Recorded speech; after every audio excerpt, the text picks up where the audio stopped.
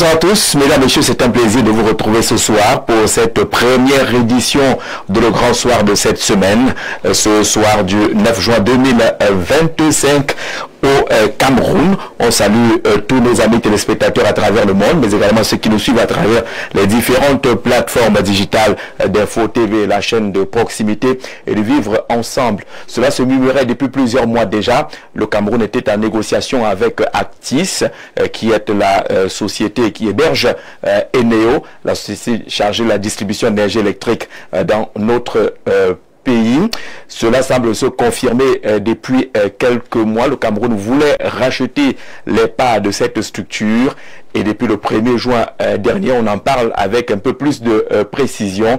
Actis aurait accepté justement de céder ses parts à l'État du Cameroun et c'est la marche vers la reprise en main, une sorte de nationalisation de la société de distribution d'énergie électrique dans notre pays. Est-ce que ce rachat des parts de Eneo par l'État du Cameroun va trouver la solution aux questions de déficit énergétique dans notre pays? Ce sera le cœur des échanges de ce soir. Au moment où il se murmure également que du côté des pouvoirs publics se prépare une meilleure approche dans le cadre de la gestion des appuis à la communication privée au Cameroun. On sait que régulièrement ou chaque année, l'État débloque une certaine somme d'argent pour soutenir les efforts de la presse privée, somme généralement considérée comme minable par les acteurs de la presse. Est-ce que la nouvelle approche qui se prépare peut garantir des lendemains meilleurs à la presse camerounaise? On en parlera en mise en bouche de ce programme.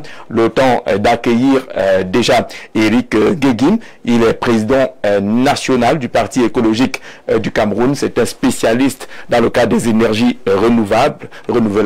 Il est candidat annoncé à la prochaine élection présidentielle. On l'a déjà reçu sur plusieurs plateaux et même sur À vous la parole.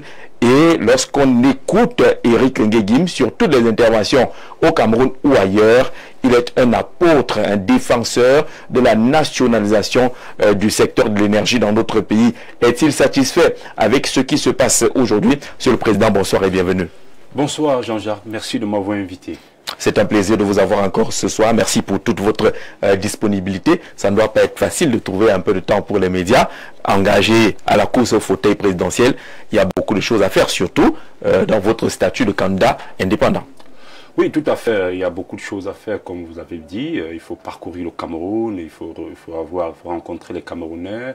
Il faut avoir les 300 signatures que vous connaissez très bien. Et ça, il faut aller vers les élus ou ceux qui sont habilités à nous les donner, et les représentants consulaires. Donc tout ça nous fait parcourir le Cameroun parce qu'il faut préciser qu'il faut 30 signatures par région.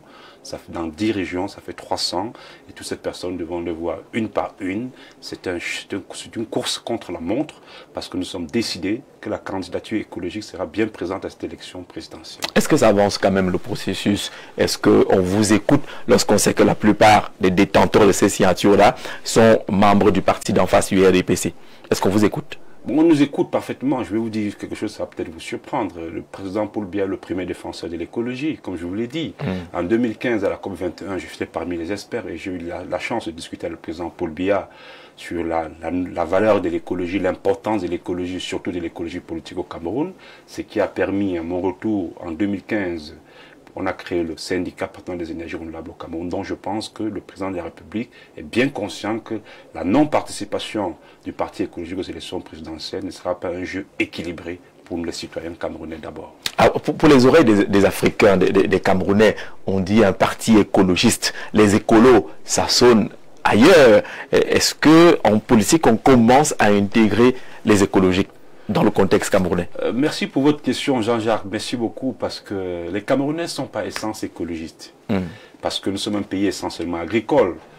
On dit bien, tout le monde sait que le Cameroun, c'est un pays à 70 à 80% agricole et l'agriculture est une valeur d'abord écologiste. Donc je pense que ce n'est pas nouveau. Mais maintenant, les Camerounais me posaient la question de comprendre comment je comptais incarner cette écologie.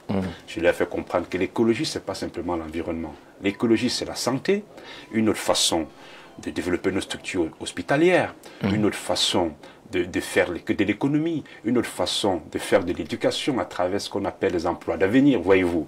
Si nous ne réformons pas notre système éducatif, l'école d'aujourd'hui n'est plus adaptée aux emplois de demain. Donc je pense que l'écologie aujourd'hui permet d'arrimer le Cameroun à la modernité, à la vision du monde, pour que nos jeunes puissent voir l'avenir beaucoup plus glorieuse et beaucoup plus meilleure. Il vous arrive souvent de parler des emplois dans le domaine de l'écologie. Profitons-en, le temps que certains de nos invités s'installent. On ne crachera pas sur ces minutes qui vous sont gracieusement offertes. Les emplois dans le secteur écologique, vous êtes élu président de la République. Où est-ce que vous trouvez les emplois?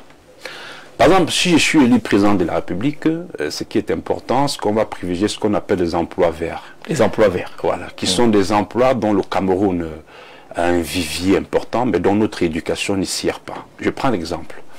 Quand on parle par exemple de l'agroécologie, de l'agroagriculture, d'agriculture écologique, c'est une forme d'agriculture qu'aujourd'hui, les appareils qui nous permettent de le faire, le Cameroun est un pays potentiellement agricole, c'est le berceau de l'Afrique centrale, c'est un pays qui alimente les autres pays de la sous-région par son agriculture, qui peut être modernisé, qui peut être plus...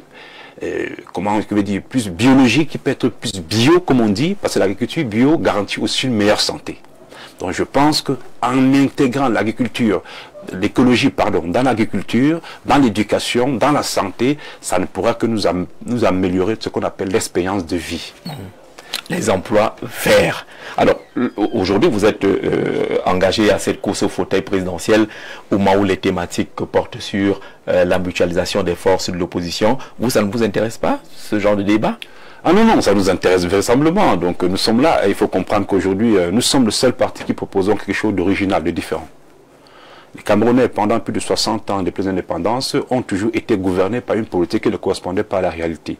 S'il y a une politique que le Cameroun devrait incarner, c'est bien évidemment la politique écologiste qui a été trop longtemps absente. Et aujourd'hui, quand je parcours le Cameroun profond, je me rends compte que, bien évidemment, les Camerounais pratiquent depuis longtemps ce qu'on appelle l'écologie, de par notre géographie, de par notre agriculture, de par nos métiers, de par notre mode de vie. Mais simplement, dans les pouvoirs publics, ces modes de vie n'étaient pas incarnés, n'étaient pas pris en compte, alors que c'est ce que la majorité réclamait, c'est ce que la majorité pratique. Donc je pense que cette politique déjà populaire, que tout le monde vit, que tout le monde fait, que nous allons incarner dans nos institutions en apportant ces réformes nécessaires. C'est-à-dire réformer par exemple la santé, en disant que pour réduire le coût de la santé, il faut déjà permettre aux gens de manger mieux. Permettre que les cantines scolaires puissent être alimentées avec un repas par jour pour les enfants. Voyez-vous, il n'est pas normal que dans une école primaire ou une école maternelle, un enfant ne puisse pas à la pause de midi avoir un repas par jour. Nous allons permettre que les cantines scolaires puissent être financées par les pouvoirs publics, parce qu'un enfant qui ne se nourrit pas, qu'il ait mangé à la maison ou pas, ne peut pas bien aller à l'école. Donc c'est le rôle de l'État de pouvoir également alimenter, financer ces cantines pour que notre éducation soit la meilleure possible. C'est ce que nous allons proposer avec le programme. On est d'accord avec vos propositions, mais pourquoi on ne vous voit pas lorsqu'on parle ici des ATP, des APC, du groupe de Douala? Vous n'êtes pas engagé dans ce genre de coalition? J'avoue que j'ai été contacté par ces différentes coalitions pour savoir, mais ce qui est important dans la coalition, voyez-vous, on fait la coalition pas autour des hommes, mais autour d'un projet. Je pense que notre projet, il est bien connu. Moi, je suis ouvert à toute coalition, mais je veux que les valeurs écologistes puissent intégrer le projet global que nous défendons tous ensemble. Donc, une coalition qui veut bien prendre en compte notre programme écologiste pour faire la réforme d'un programme global que nous allons tous nous aligner, je suis preneur. Nous ne sommes pas opposés à la coalition, bien évidemment, nous l'encourageons. D'accord, merci beaucoup Président d'être venu sur le plateau. On va accueillir un autre président, lui il est le président du réseau des patrons de presse au Cameroun, il est journaliste, directeur de publication. François Mbokey, bonsoir et bienvenue. Merci. Comment se porte le REPAC? Alors, le REPAC se porte comme le Cameroun. Alors, on essaye de tenir le coup, on essaye de trouver des solutions aux patrons de presse, aux employés de presse, aux entreprises de presse. Et ce n'est pas une tâche aisée du tout. D'accord, on accueille Anissé Noah, lui il est enseignant, il est un acteur de la société civile. Anissé, bonsoir et bienvenue.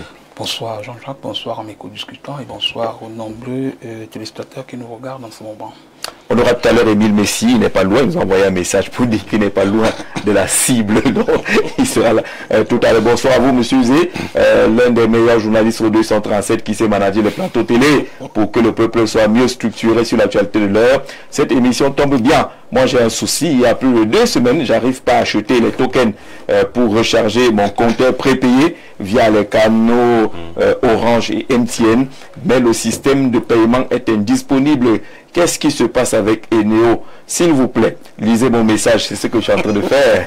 Belle émission à vous. Yves, depuis Nkwaban, au 10e arrêt. Qu'est-ce qui se passe avec Eneo? On va parler justement d'Eneo dans le cadre de ce programme. Mais avant cela, monsieur le président du réseau des patrons de presse, lorsqu'on entrait dans ce studio, j'ai échangé encore avec un directeur de publication qui se plaignait de ce que lors de la dernière distribution, de ce que l'État prévoit comme aide publique à la communication privée, malgré les efforts qu'il fait de payer régulièrement des salaires, d'avoir des employés qui ont des contrats, d'avoir des employés affiliés régulièrement à la CNPS, d'avoir monté les dossiers, eh bien, il n'a reçu que 1 million pour les 2 titres qu'il a présentés de ce côté-là. 1 million. Et il me demande, c'est pourquoi faire avec. J'ai dit que ce n'est même pas pour même doter une femme, ce n'est pas suffisant. Même boire la bière pour 2 semaines. Ce n'est pas possible. Ce n'est pas possible. Et là, pour être sérieux, Jean-Jacques, il faut dire que le gouvernement camerounais peut-être en train de passer à côté de l'une de ses grandes missions, parce que nous voyons aujourd'hui les dérapages que connaît la société camerounaise, parce que il a failli l'État à cette mission primordiale, éduquer et informer. Vous voyez les joutes politiques que nous avons, vous voyez aujourd'hui, il ne se passe pas un jour, on vous dit que... Alors là, on a François Bouquet et voilà, merci. Voilà. Et donc, si on avait... Les États qui ont compris, ils mettent des moyens pour cela. Voyez-vous, lorsqu'on a eu la Covid-19, qu'est-ce qui s'est passé en France pour soutenir la presse? On a dit, aucun franc public ne va plus aux médias d'État. Tous les francs allaient aux médias privés. Et puis, qu'est-ce qu'on a dit? Toutes les universités devaient prendre un abonnement dans la presse pour la soutenir. Vous pensez que ces gens sont idiots? Non. Il faut que le citoyen continue d'être informé, éduqué. Et où est-ce qu'on a choisi? À l'université. Parce que si vous avez des cancres, entre guillemets, qui sortent de l'université, vous aurez une société où il n'y aura ni tête ni queue. Et lorsqu'on le dit souvent, on pense que nous faisons de la main tendue. Vous avez créé des entreprises, vous êtes des entreprises comme tout le monde. Non! Une entreprise de presse n'est pas une entreprise comme tout le monde. Et ce que l'État du Cameroun n'a pas compris, c'est qu'en mettant 150 millions, bon, ils seront allés pour 1 ou 2 fois 300 millions, 250 000, 300 millions. Il faut dire que lorsqu'on va à 300 millions, il y a 500 demandes. Oui, c'est pour dire que ça ne peut même pas financer 2 hebdomadaires. 2. Il y a eu des études qui ont été faites et qui ont plus de 10 ans. À l'époque, le coût de la vie n'était pas le même que nous avons aujourd'hui. Et vous savez seulement de la période de la Covid, 2020, 2021, 2022, les intrants au niveau des médias ont été multipliés au moins par 3. Cela veut dire que si vous imprimez période, vous êtes aujourd'hui à 450 000 francs. Et c'est un poids que l'entreprise de presse ne peut pas supporter aujourd'hui. Le coût de production, vous êtes aujourd'hui en train de produire des émissions aussi, des gens pensent que c'est donné, des gens vous félicitent, mais ils ne savent pas le travail que vous faites en back-office, combien vous appelez des gens que vous cherchez à donner de la valeur ajoutée à l'information. Pour avoir 4 invités, et de qualité, au moins 50 personnes. Voilà, et de qualité, et pour avoir une information que l'on va retenir au sortir d'ici. C'est un gros investissement que vous ne pouvez pas tenir si vous n'êtes pas soutenu. Alors lorsque nous disons, j'ai rencontré vos reporters là, parfois je suis dans des villages, je les rencontre. Est-ce que des gens s'imaginent que lorsqu'un problème se passe en Vomeka, il faut que vous soyez là-bas pour le ramener à Yaoundé? Ils sont devant leur petit écran, ils se disent, mais Jean-Jacques Zé, c'est un grand journaliste. Mais ils ne savent pas quoi vous avez fait. Autant d'accidents que vous avez évités, autant de tous des problèmes. Combien de fois on a dormi à la Belle Étoile? Voilà, pour ramener un reportage de 30 secondes ou 1 minute aux téléspectateurs pour qu'ils aient l'information, parce que c'est son droit. Malheureusement, aujourd'hui, le Cameroun est en train de prendre une mauvaise direction. Et la direction qui sied à tout État qui va se développer, c'est l'éducation de sa population. Il faut éduquer ses citoyens. Il faut qu'ils soient informés. Et ce n'est pas pour cela, rien que tout cela est inscrit et dans la constitution du Cameroun et dans les chartes, que ce soit de l'Union africaine, que ce soit toutes les autres, l'UNESCO et autres. L'information reste un bien social commun à tous les êtres vivants. Et chacun a le droit d'en avoir d'où qu'il soit, de quelque bord qu'il soit. Parce que au Cameroun, nous tous, nous n'avons pas besoin de la même. Vous avez peut-être besoin de l'information de football. Moi, j'ai besoin de celle de l'économie. L'autre frère a besoin de celle, je sais pas moi, de l'élevage. De l'environnement, de l'écologie. Donc, l'État doit faire que chacun ait cette information. Il y en a même qui ont tellement besoin d'une information en politique qu'on leur donne.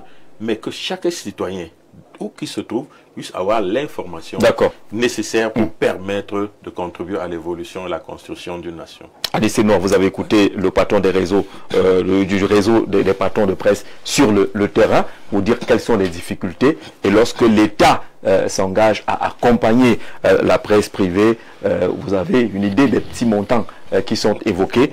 Et le débat ne date pas d'aujourd'hui. Nous sommes là en période électorale, par exemple. Oui, Jean-Jacques, le constat est alarmant. Vous savez, votre collègue Jules Domtier a écrit un excellent ouvrage intitulé « Les médias comme instrument de politique étrangère en Afrique ». Et je l'ai lu.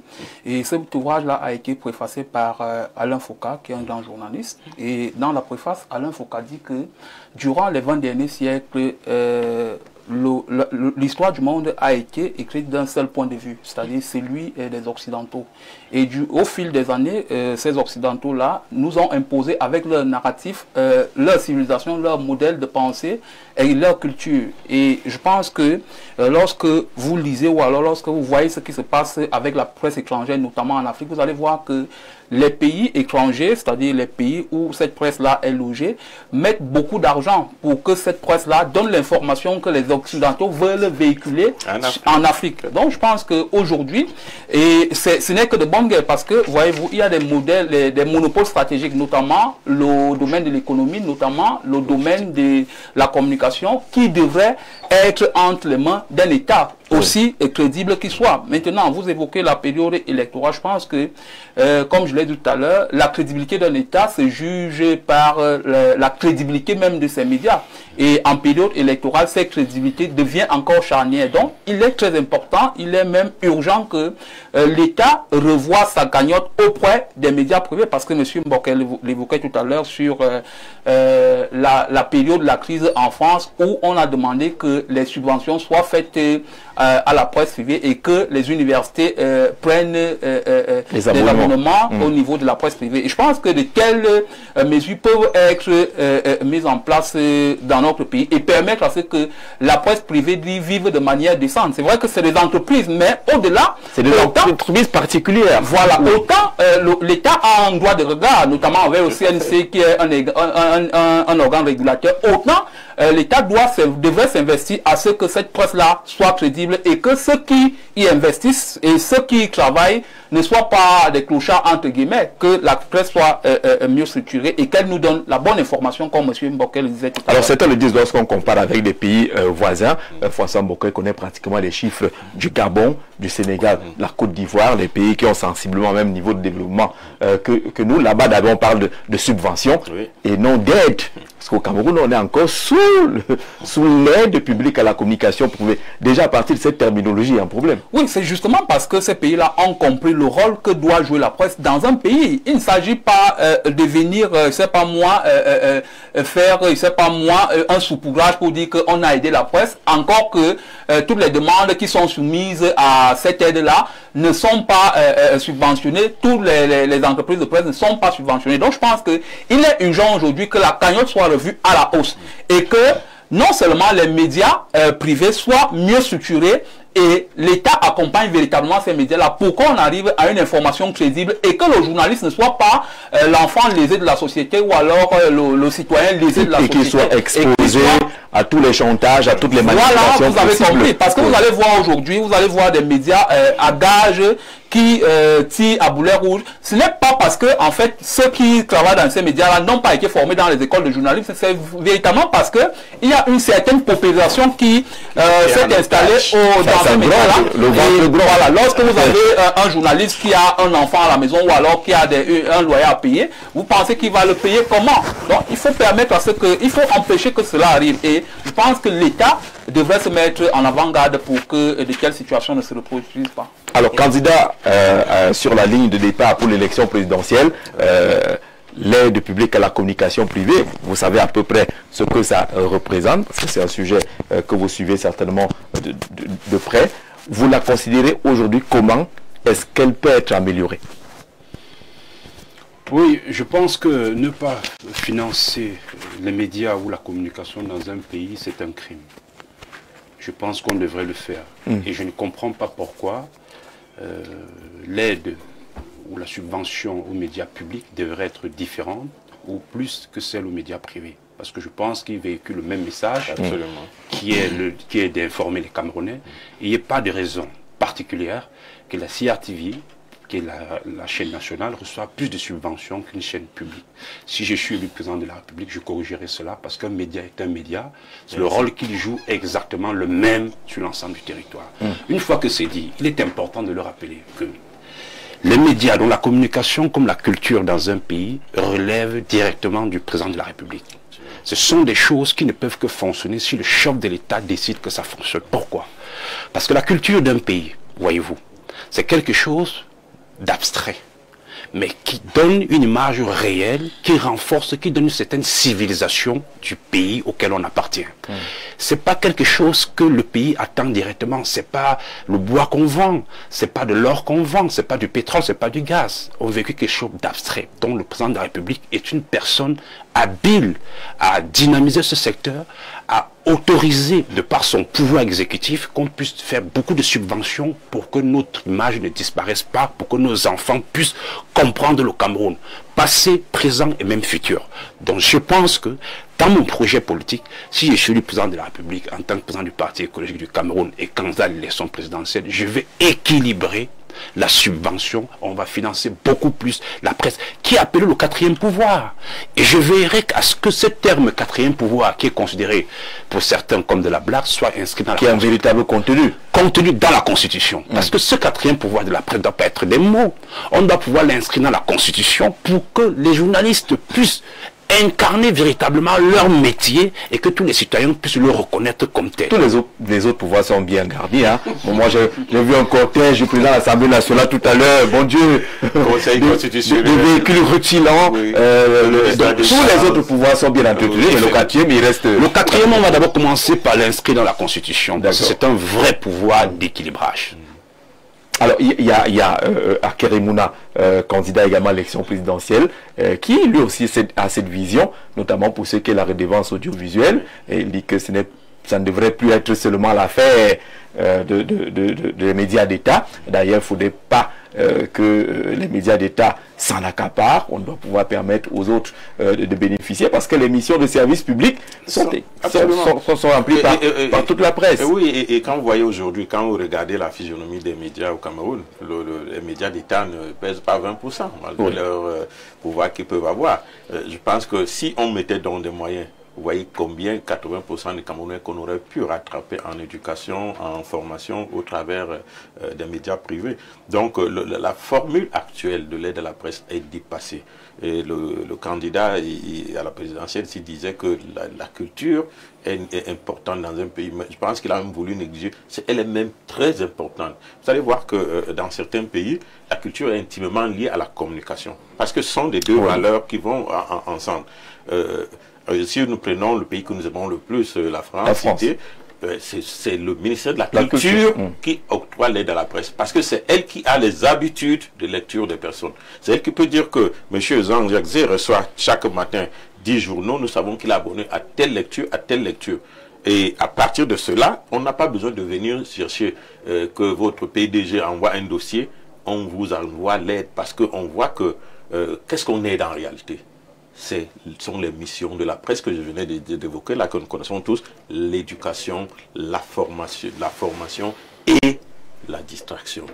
Ça veut dire qu'on a trouvé que c'était important pour les citoyens de pouvoir quand même s'informer, s'éduquer, mais que de temps en temps, il y a un moment de divertissement. Donc, lorsque vous remplissez ces services, on pense que vous êtes important dans la société. On n'a pas besoin d'un dossier quelconque. Vous ne savez même pas des gens qui font ce travail. Ils sont logés, ils ont des écrans, ils sont abonnés à tous les journaux et ils savent, ils ont des tableaux de bord qui leur permettent de savoir qui sont abonnés chez vous, qui vous lisent et quelles sont les qualités même de lecture. Est-ce que ce sont les dossiers que vous faites qu'ils lisent? Est-ce que ce sont les enquêtes ou alors les papiers des chiens écrasés qui les intéressent? Et quand ils ont fini de faire ce travail-là, est-ce que vous avez rempli donc votre travail de communication? Oui, on vous est aux toilettes. Il n'y a aucun dossier à faire. Donc, la culture est intimement liée à tout ce que nous faisons. Et tant que nous ne mettons pas un accent sur la culture, nous allons perdre même nos fondamentaux, comme je le disais d'entrée ici, que nous sommes en train de perdre beaucoup de choses parce que nous ne sommes plus informés suffisamment, nous ne sommes plus suffisamment éduqués. Nous avons créé des modèles dans la société que nous regardons. Est-ce que celui-là, à 18 ans, il a déjà ceci, là, cela? On pense que c'est ce modèle qu'on doit suivre. L'éducation qui nous amène à être des Camerounais qu'on avait à l'époque, des Camerounais fiers d'eux, on a perdu ces valeurs malheureusement. Émile Messi, bonsoir et bienvenue. Vous êtes communicant du Rassemblement démocratique du peuple camerounais, le RDPC. Bienvenue sur le plateau au moment où on parle justement de ce soutien aux médias. On va entrer directement dans le sujet. Est-ce qu'il est possible de faire autrement? Parce que ça traîne depuis des années. Il y a eu des états généraux de la communication. Il y a des concertations régulières, mais on a toujours cette enveloppe insignifiante qui est remise à la presse privée au Cameroun. C'est parce qu'il n'y a pas d'argent ou il n'y a pas de volonté? Avec beaucoup de chantage. Avec beaucoup de chantage au passage. D'accord. Il n'y a pas d'argent ou il n'y a pas de volonté? Merci de m'accueillir, Jean-Jacques Zé. Je dis déjà bonsoir aux companélistes et à tous ceux qui nous regardent en ce moment. Vous voyez comment votre question fait sourire mon vieux frère. Ça fait vraiment rire. Hein? Ça fait rire. Rire et pleurer en même temps. Non. Parce que là, vous soulevez le problème de fond lorsqu'on aborde la question des médias. Vraiment, je vais vous surprendre. Contrairement aux positions des uns des autres. Lorsqu'on dit que la presse ou les médias constituent le quatrième pouvoir, on dit maintenant il faut inscrire cela dans la Constitution. Est-ce que nous prenons suffisamment conscience de ce que cela représente? Qu'est-ce que ça veut même dire? Avant de dire qu'on finance le pouvoir exécutif, législatif, et on doit aussi financer. Attention, on est là, on est vraiment égaré.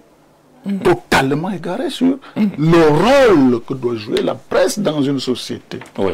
Pourquoi la presse ou les médias deviennent donc le quatrième pouvoir à côté des trois pouvoirs classiques? En fait, c'est pas le rôle de régulateur.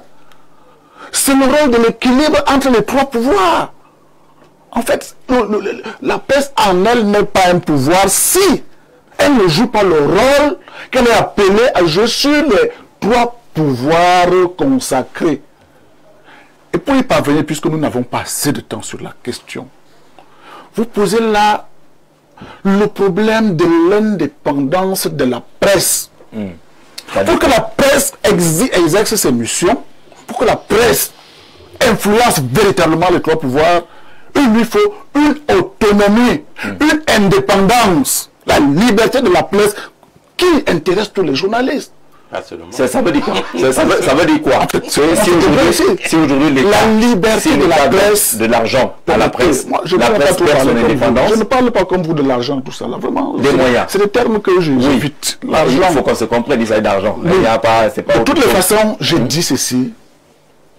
L'indépendance de la presse ne s'accommode pas avec ce que vous appelez argent, aide, subvention et autres là. Aux États-Unis, par exemple, la presse n'est pas subventionnée. La presse ne reçoit rien de l'État central. Rien de pouvoir public. Pourquoi? Parce qu'on pense que c'est un secteur... Permettez. Parce qu'on pense que c'est un secteur qui doit être porté par des hommes responsables. Oui. Des promoteurs de presse, lorsqu'ils travaillent normalement, les entreprises de presse n'ont pas besoin de ce que vous appelez l'aide. Voilà la vérité aujourd'hui. Et je crois que c'est ça le déficit dans notre contexte. Donc, permettez que j'aille jusqu'au bout. Allez-y jusqu'au bout. On ne peut pas dire solliciter l'aide et en même temps réclamer la liberté et l'indépendance. Parce qu'en réalité, vous savez que ce qui finance, c'est la personne qui également influence les décisions. L'État. que la presse donc reçoive donc des choses aujourd'hui. Vous verrez donc que dans notre contexte... C'est pour ça que le président proposait qu'on agisse dans la Constitution, que ce ne soit pas comme si quelqu'un vous a donné quelque chose.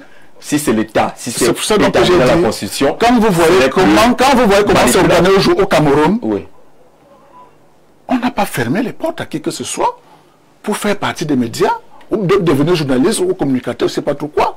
Il suffit d'avoir une passion. Il suffit d'avoir un peu d'amour pour ce métier-là. Et puis on se lance. On exerce de telle sorte qu'en retour, vous devez avoir ce qu'il vous faut. C'est pour ça que je dis qu'il faut des patrons. Il faut des entrepreneurs de presse qui sont véritablement engagés. Rappelez-vous, si nous prenons le secteur de la publicité, simplement, vous savez ce que la publicité peut donner à la presse si elle est organisée? Vous savez, toutes ces annonces-là. Mais qu'est-ce qu'on regarde aujourd'hui? C'est la presse à gage. C'est elle qui fait tirer ici. C'est elle qui fait cela et tout ça. C'est ça dont le véritable problème de la presse aujourd'hui. Le problème est celui de l'indépendance. Pour moi, l'aide ne s'accommode pas avec la liberté de la presse, avec l'indépendance de la presse, où la presse tire véritablement son pouvoir. D'accord, merci. On va avancer. On est quand même d'accord qu'aux États-Unis, il existe diverses formes d'aide à la presse, notamment des fonds gouvernementaux pour soutenir les médias indépendants, des programmes d'accréditation pour les journalistes étrangers et des initiatives législatives visant à soutenir la presse locale. Ça existe parce que vous avez tout à l'heure qu'aux États-Unis, rien ne se passe de... Non, attendez, vous avez passé le jeu. Vous avez passé le jeu. L'aide dont on parle ici, l'aide dont on parle ici, Babou, que là, oui, c'est qu'à chaque organe de presse qu'on donne des financements pour qu'ils puissent payer les agents, pour qu'ils puissent souvenir à certains besoins des salaires et autres, et ainsi de suite. Non. Ce n'est pas la même chose. Ce n'est pas la même chose.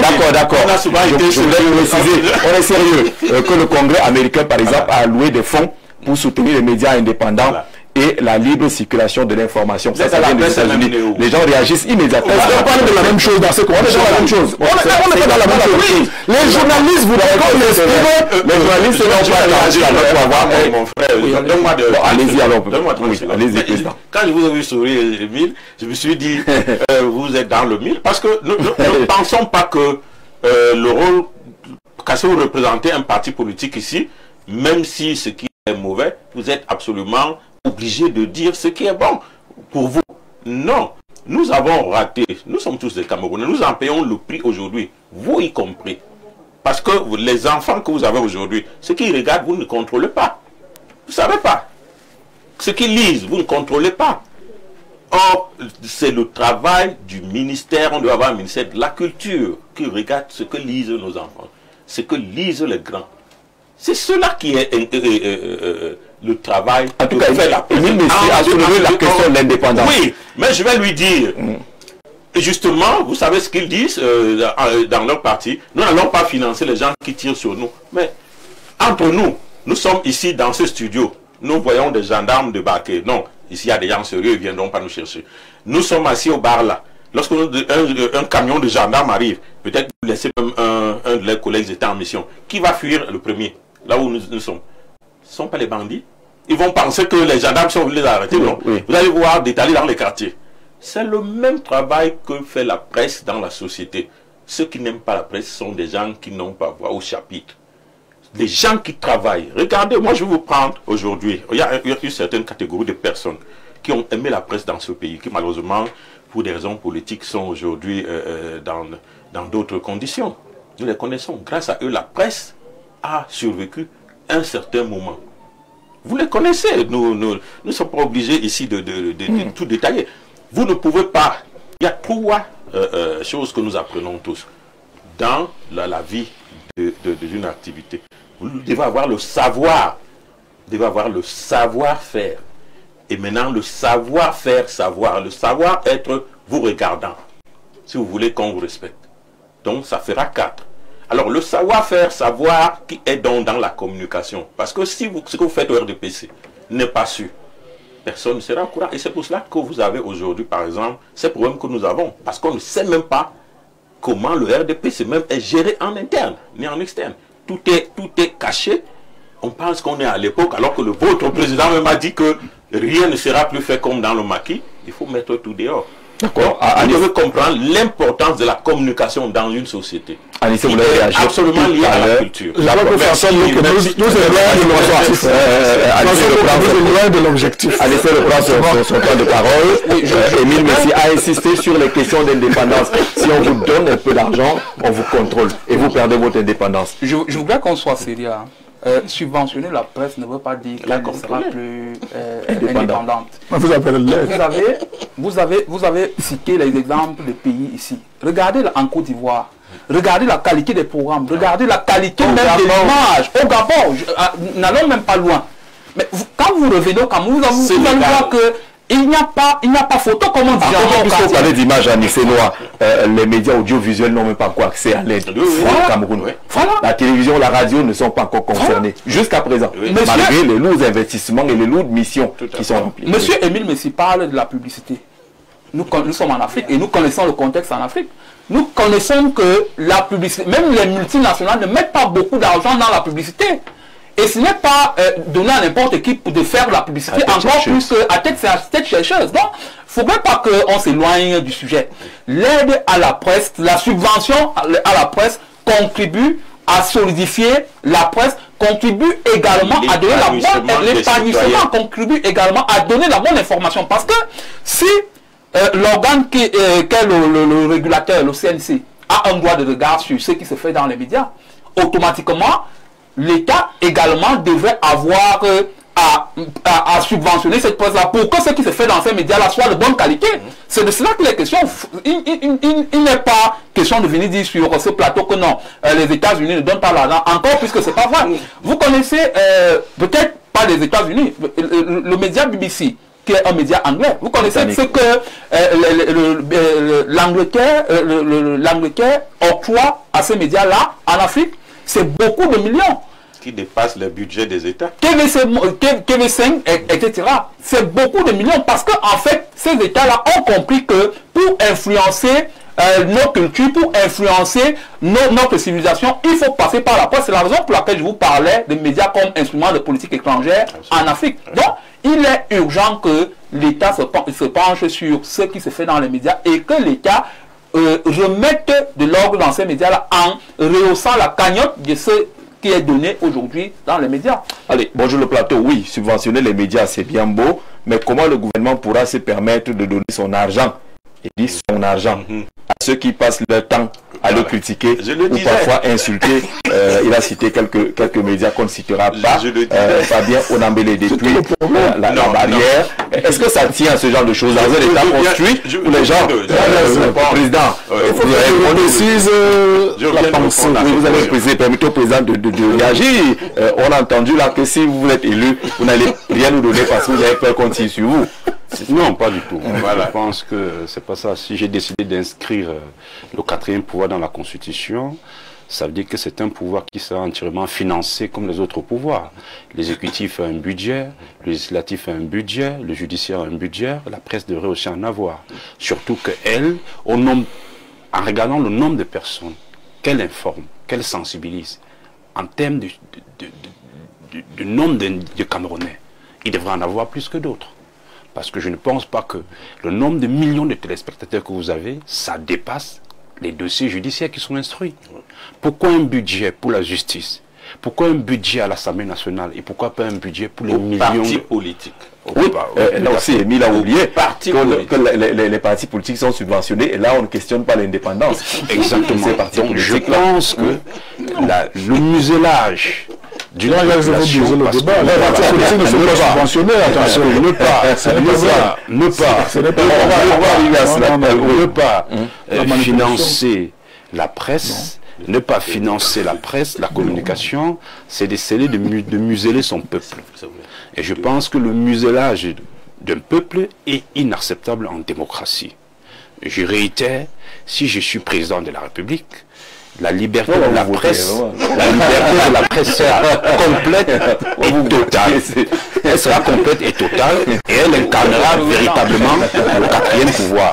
Et j'inscrirai dans la Constitution ce 4e pouvoir qui est aujourd'hui quelque chose dont tout le monde en parle et dont personne n'y croit. Dans la Constitution, tout le monde croira. vous serez seulement... Reprécisons l'idée, la pensée d'Émile Messi. Parce que moi j'ai essayé de caricaturer. On ne vous donne pas l'argent parce que si on vous en donne, vous n'êtes plus indépendant. Permettez-moi d'abord de développer, de faire certaines précisions. Lorsqu'on dit qu'on va inscrire la presse dans la Constitution comme quatrième pouvoir, j'ai l'impression qu'on ne comprend même pas dans ce contexte. Non, c'est son projet. S'il est élu... Non, ceux qui nous suivent, il faut qu'ils comprennent bien. Oui. Les corps de l'éducation peuvent également réclamer d'avoir autant de subventions. Mais il y en a, comme l'éducation privée. On n'a pas la même approche. Si. Vous les changez. C'est des gens qui abattent également un travail mirobolant. Oui. Vous voyez, tous les corps de métier sont nécessaires au bon fonctionnement de la société, au développement de la société. La presse a un peu plus parce qu'elle a un pouvoir d'influence. Ce n'est que l'influence, il n'y a pas autre chose. C'est pour ça que le c'est le finance. Comme Marc Léon disait, tout ce qui ne passe pas par la presse a une influence négligeable dans la société. C'est ce pouvoir-là que la presse a. Il n'y a pas autre chose. Et nous disons donc que pour que la presse exerce, nous devons renforcer ce bien, pouvoir de la presse. Il y a la notion de l'indépendance, la notion de la liberté, qui fait donc en sorte que les organes de presse vont faire en toute indépendance des analyses objectives pour que le législatif, le pouvoir exécutif et législatif aient une indépendance parce qu'ils auront le pouvoir de dénoncer les ingérences. Parce que là, il y a des situations comme au Gabon, je vous ai dit, ou au Sénégal, la presse n'est pas indépendante là-bas, c'est ça? Je suis sérieux dans ce débat. On est très sérieux. C'est des exemples vivants. Je dis donc du milliard. Je dis que je suis sérieux. Je suis un acteur politique majeur. 4 milliards au Sénégal. J'ai souvent eu le même débat avec les acteurs de la décentralisation qui pensent que lorsqu'on va transférer les compétences et les pouvoirs, alors ils seront désormais des petits ministres du gouvernement dans leur collectivité territoriale décentralisée, oubliant qu'ils ont le challenge de produire je comprends pas des biens. Oubliant également que le plateau du bateau soit les promoteurs de presse aujourd'hui doivent avoir le challenge d'être créatifs, inventifs, avoir des initiatives pour se faire des moyens qui doivent accompagner les pays du monde. Si nous restons, si nous commençons en disant que l'État doit donner de l'aide à la presse pour qu'elle marche, pour qu'elle fonctionne, l'État doit donner des subventions, l'État doit donner des moyens, comme vous avez indiqué là, je crois que nous ne sommes pas sortis de l'auberge. Pourquoi? Parce que l'indépendance que nous réclamons tant à la presse, la responsabilité que nous voulons également des promoteurs de la presse est bouclée, est entravée par cette aide. Parce que pas de l'aide, on parle de subvention. On a parlé de l'aide ici, c'est peut-être que le débat va commencer à avoir avec l'aide. C'est celui qui donne de l'aide qui tient également le cordon de décision. Nous le savons. C'est pas la vision du Cameroun. Les promoteurs de presse ont des moyens pour se faire de l'argent et avancer normalement. On ne peut pas le nier. On ne peut pas le nier. Et il y a d'ailleurs des promoteurs de presse qui refusent cette aide. On est d'accord. Qui n'ont pas de problème. Vous avez indiqué tout à l'heure des gens qui par le passé avaient fait de beaux jours de la presse sans forcément avoir besoin de cette aide-là. Pourquoi? Parce qu'ils avaient de l'amour, ils avaient de l'engagement, ils avaient de la passion. Vous ne savez pas que ceux qui renoncent à cette aide-là, ce n'est pas parce qu'ils n'en ont pas besoin, mais parce qu'ils trouvent que c'est minable, c'est injurieux à la limite de respecter la presse comme vous le faites parce que vous êtes là sur tous nos plateaux et de penser qu'on peut subventionner les partis politiques. Là-bas, il n'y a pas de question d'indépendance. Si vous dites que la presse, on ne peut pas. Il n'y a pas la clé. Parce que le studio, vous pensez qu'Info TV a eu besoin de subventions pour se faire voir? Pardon, monsieur Jean-Jacques. Vous avez aujourd'hui vu à Info TV. Vous croyez qu'Info TV a eu besoin de subventions? Attention. Alors, je vais parler au nom d'Info TV, même si je n'ai pas été mandaté. Oui, Info TV en a besoin. Parce que nous faisons du service public. Nous remplissons cette mission de service public avec brio. Parce que nous touchons des millions de téléspectateurs à l'intérieur ou à l'extérieur. Nous véhiculons le message de notre République Absolument. C'est important. Mais en attendant, qu'est-ce qu'il faut faire? Et aujourd'hui, on se débrouille, on serre la ceinture. Jean-Jacques d'être dans un problème avec climatisation. Il dit qu'on se débrouille. Pourquoi vous travaillez pas? On se débrouille. Le PDG ne dort pas. Le PDG ne dort pas. C'est ce qu'on attend dans les entrepreneurs de presse. Entre-temps, Qui n'attendent pas seulement recevoir des subventions pour avancer. Concernant la subvention de la presse, est beaucoup plus profond. Je pense déjà qu'il n'est pas normal que le directeur des chaînes publiques, radio et télévision, soit nommé par le président de la République.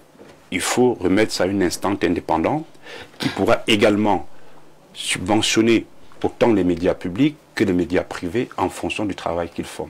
Aujourd'hui, le fait que l'exécutif nomme directement le directeur des chaînes de télévision publiques est un véritable problème qui met également en défaillance la télévision privée qui fait un travail considérable vu le nombre de téléspectateurs qui ont dans le programme. On nomme aussi les doyens d'université. Exactement. Je pense que les gens qui devraient être élus. C'est ça. Donc je pense qu'il y a ce problème où il faut également séparer le pouvoir, ce que le pouvoir exécutif fait, comme nommer les chaînes de télévision privées, ça c'est museler la presse publique.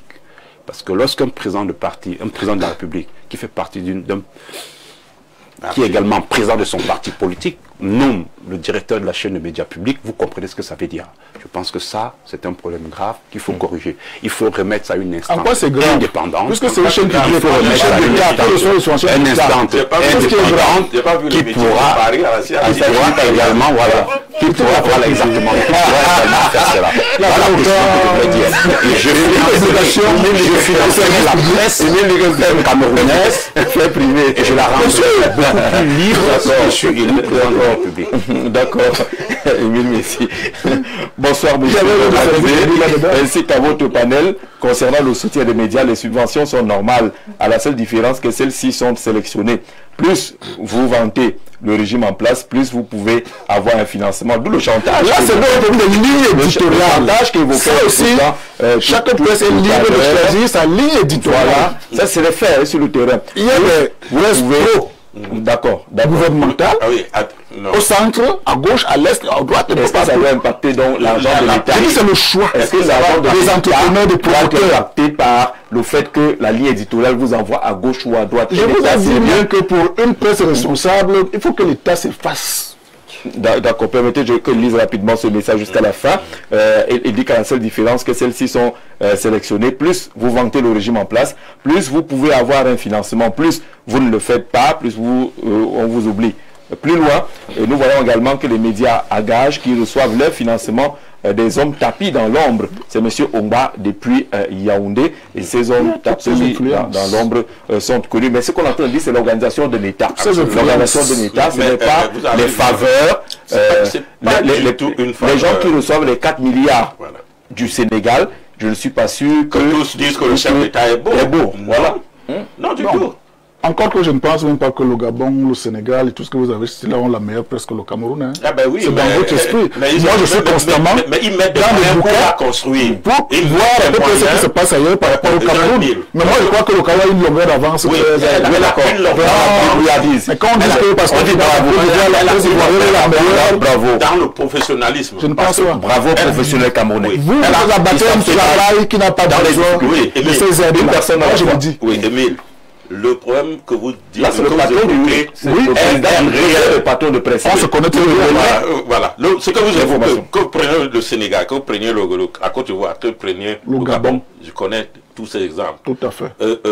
Là-dedans, ils nous suivent, ils vont vous dire qu'au Cameroun, nous avons des professionnels qui, lorsqu'on se met peut-être au même niveau, n'attendent pas besoin des aides. Voilà. Donc, maintenant, qu'est-ce qu'on fait? Pas dit de dépanner. Écoutez, qu'est-ce que les autres font? Ils sentent que nous sommes en démocratie, nous devons financer. Ce que je disais ici, parce que vous pensez que la presse, c'est pour financer seulement les partis politiques. Bon, vous nous ramenez le débat. Vous m'avez interpellé là. J'aimerais que nous soyons au même diapason. Alors, qu'est-ce que les gens font? Ils mettent des moyens pour que ce qu'on appelle déjà au niveau de la démocratie puisse avoir la valeur. Voilà. Sans les médias libres, indépendants, la démocratie est mise à terre. Elle n'existe pas. Nous Alors, ils mettent des moyens. Dites-moi, et c'est là l'enjeu. les pays que vous citez, ouais, si vous alliez au Gabon ce jour-ci, même avec le nouveau président du Gabon, mais il y a des gens qui sont patrons de médias et qui utilisent des mots choquants qu'aucun média au Cameroun n'utilise. Mais vous n'avez pas entendu qu'on les a mis en prison.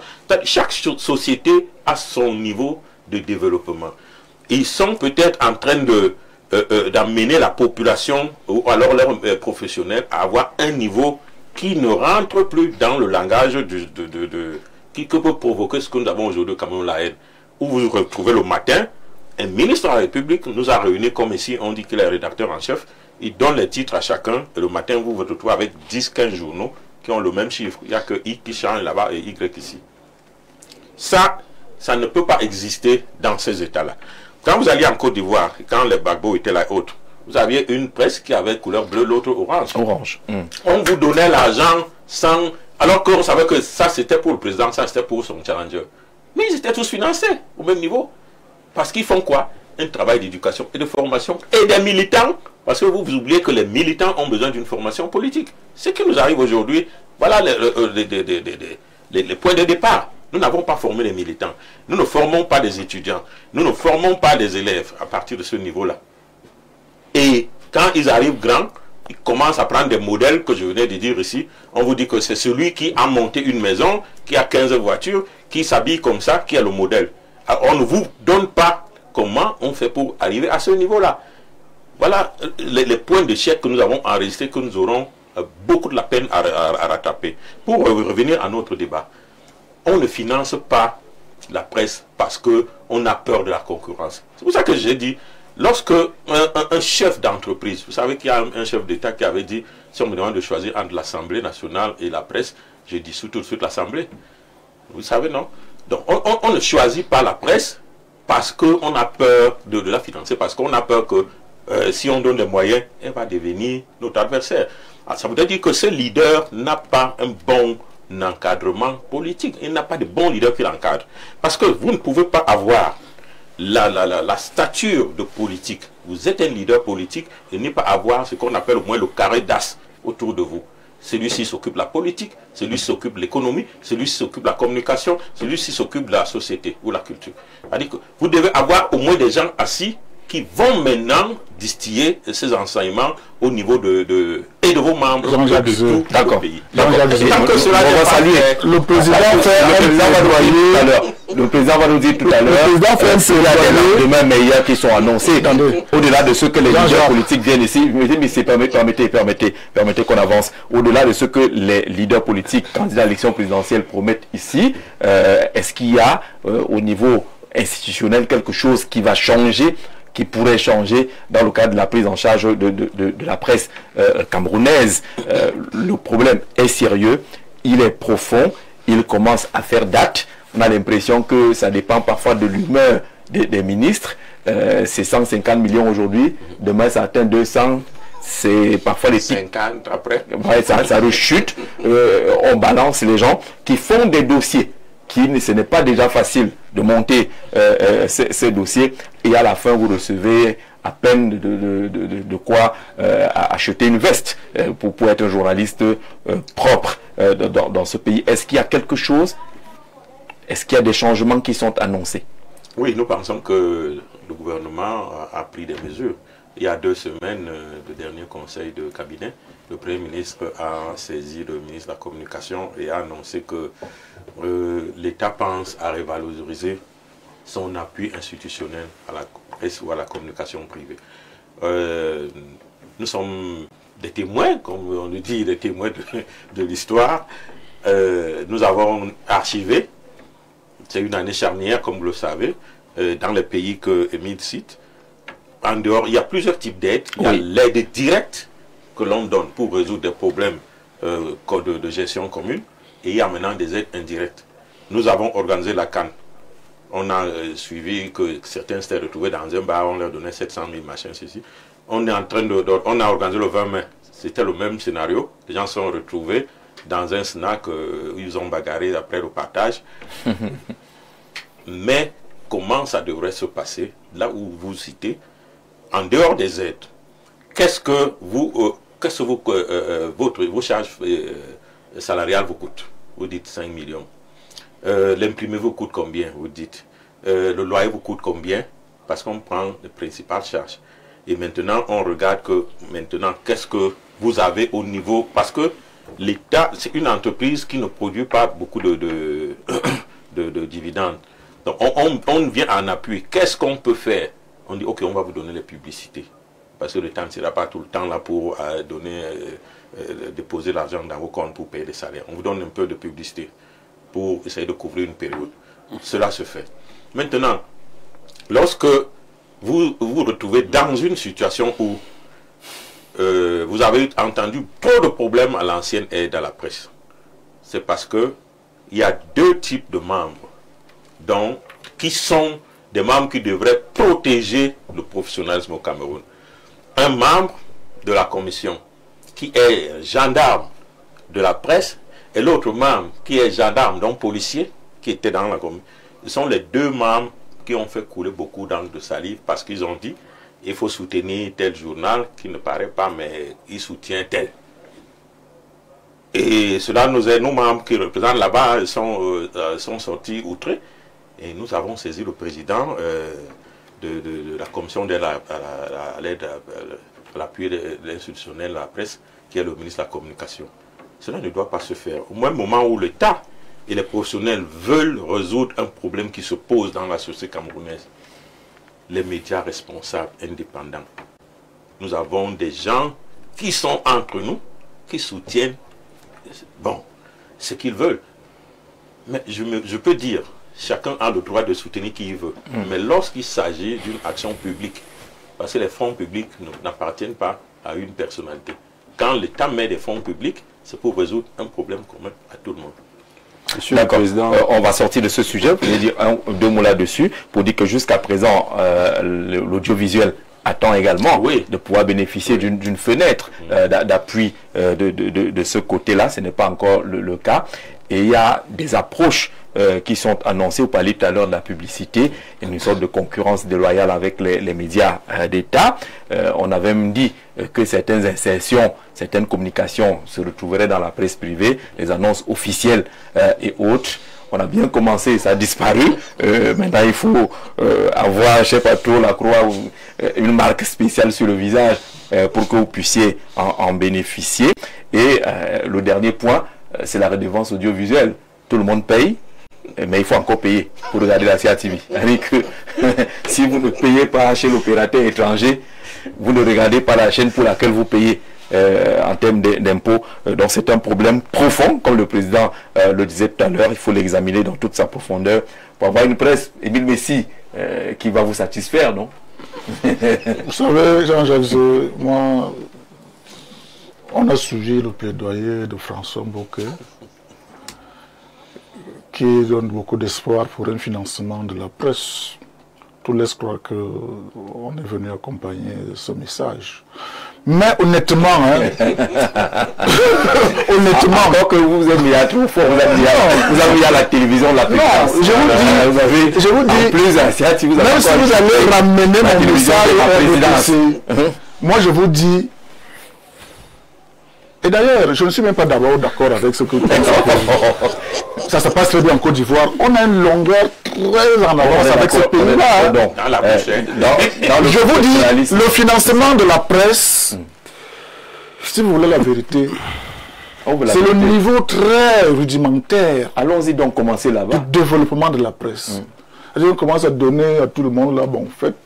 Vous pouvez me donner. Mais plus on avance dans les schèmes où on doit avoir la liberté, l'indépendance, l'autonomie, la responsabilité, plus donc on se détache de ces subventions, de ces aides-là, et la presse commence donc à jouer son rôle.